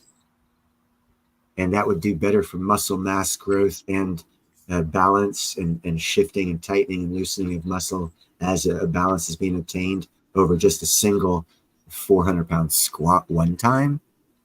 And if you look at the medical part of what happens to your muscles while you're doing these things, the actual better way to build muscle coordination, flexibility, and balance would be to do the one-legged squat that you don't need any weight for, your own body weight. And so it's more of an isometric style of powerlifting training, to where like I can hold one leg off the ground and I can do a squat standing up, down with, put my ass on my heel and come back up without putting my hands on the ground. That's what I consider a to the floor one-legged squat. And what that does is it uses the whole motion of the muscle of the leg, because you're going beyond the 45-degree angle that they went between your calf and your thigh when you're doing a squat. That stops the muscle use at that point. If you go below that and then come back up, you're using the exact 180 degree of that same muscle, which actually increases the strength and power of that muscle, not the size of it, because you're actually properly using that muscle to its full extent. In our training techniques, we go for visual, which means you want muscle build up, which means you only do half the exercise. Do you understand the principle? Yeah, I do. What you're saying actually is going to be stretching the muscle out, so it's going to be a stronger muscle. Whereas what bodybuilders are doing is their range becomes really incapacitated because they're trying to build the basically, yeah. They're doing half the work. Because if you do half the work, it'll build it up. But if you do the full workout of the muscle, it'll only build it up to a certain point, but it'll be more effective and stronger. Yep. Gerald had me with these burgers that he had featured. The Klaus burger. The Klaus burger. Yeah, it depends. Like I like buying distilled water because in the summer I'll use that instead of washer fluid in the car. It's a lot less expensive. Do you, Welco, I'll give you a fun fact by giving you a close to verbatim quote of one of our ex-presidents that told me that the fun fact you just said there would happen, and he said last millennium, and that's George Bush Jr. when he was president, right before his family bought the second largest freshwater reserve in South America, I think in Paraguay. He said one day water is going to cost more than gas, and I think that was in the late 80s. He said that, early 90s. I don't know, when was he president? It was back then. And he said that back then, and I knew back then that fun fact would become a reality. So the actual future has been foretold if you know who to listen to and believe what they said. Because if I had money, I would have invested in Nestle 15 years ago. So just for that fun fact, that's now a fun fact I knew 2 decades ago. What's up, Unbroken?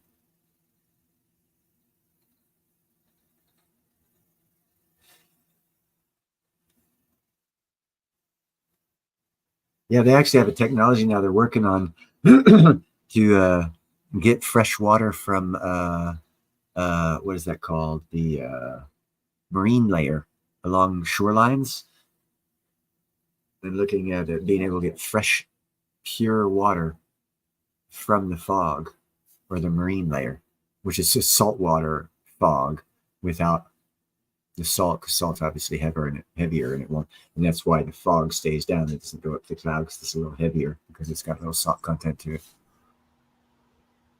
It's collecting the steam coming off of it. Ooh. Yeah, it's a temperature difference. So from the sun warming the earth and the sea in the nighttime, sun coming back and heating it up, and the dew. Yeah, it's all a chemical process, a natural process, a thought out process, obviously a divine process, not a Big Bang process. Sorry, I had to throw that in. I've never believed in the Big Bang. I've always believed what Louis Pasteur had to say. I just, for the longest time, had a very little knowledge of science because I was young and still learning. But I still believed, I just didn't have an in-depth knowledge of science. Yeah, the one saying I used to throw out a fair amount was, in the beginning, God created the heaven and earth. Therefore, evolution is fake. There's lots of principles of thought on that. Again, going back to the time-space theory thing, God is all omnipresent. He's on every dimensional and plane of existence. There's supposedly scientists have found 12 planes of existence, multiverse, all this other stuff. God's in all of it. He created all of it. Everything we discover, he created. We're just discovering what he created. So saying that, you would have to think that our third dimensional brain's thought process of the understanding of time would not be God's. But if he was to leave us a book to read, he would try and put it in terms we would understand, so it would be broke down in days, even though to him there's no such thing as a day. He is the beginning, the end, the everything. So what is a day? It is a conception put into words for understanding. It's not a fact like of given by that understanding that is a 24-hour period, because that is our understanding of what it is that he gave us. It's not actually what it is, because we can't understand God, because he is everything and we are nothing. There's no way we could understand him.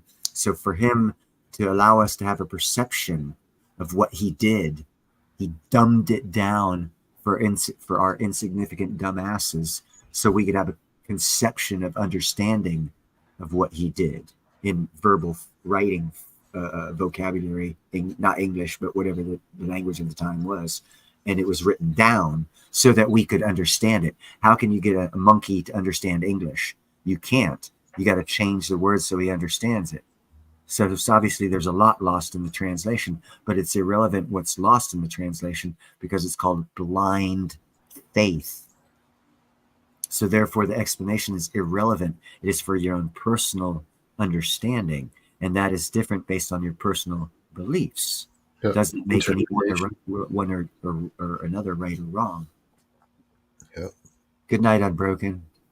Yeah, you know what, Neil? I got to take off too. I just realized, I need to end the stream anyhow, because I have to go outside to smoke cigarettes, and I want to smoke a cigarette. There you go. I'm not allowed to smoke inside. Well, have a fantastic balance of the evening there, and the rest. Thank you very well, and everybody in chat too. Always good chatting and hanging out. We'll see you soon. Not a problem, brother. Okay, and Gerald, or so if you want.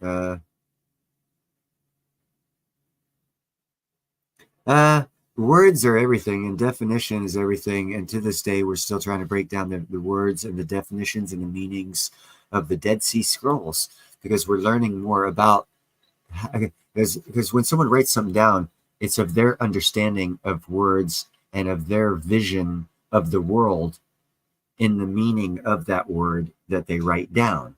And then we come along 2,000 years later from another side of the world and come there and put our understanding of words into that document. And that's what I'm saying. There's a differential right there for one. Hey, what's up, Lisa? But anyhow, and sorry, Lisa, I'm fixing to end this actually. But yeah, Gerald, if you wanted to hop in up here before I end the stream, then in the stream we could have a chit chat without typing, so you can give me a better understanding of what it is you're exactly doing. If not, that is no big deal. I'm still going to end the stream. And you guys have a very, very, very, very, very nice evening. Thank you for showing up. Thank you for liking, subscribing, sharing. Even that one guy who was a jackass and said some bad things about me just because he appeared, and I'm not saying he was or wasn't, but he appeared to have had been a little inebriated. But that's still irrelevant. It's not a reason to be not kind, hopeful, or grateful as he seemed to have been. But anyhow, you guys have a nice evening. Thank you for stopping by, and have a great week.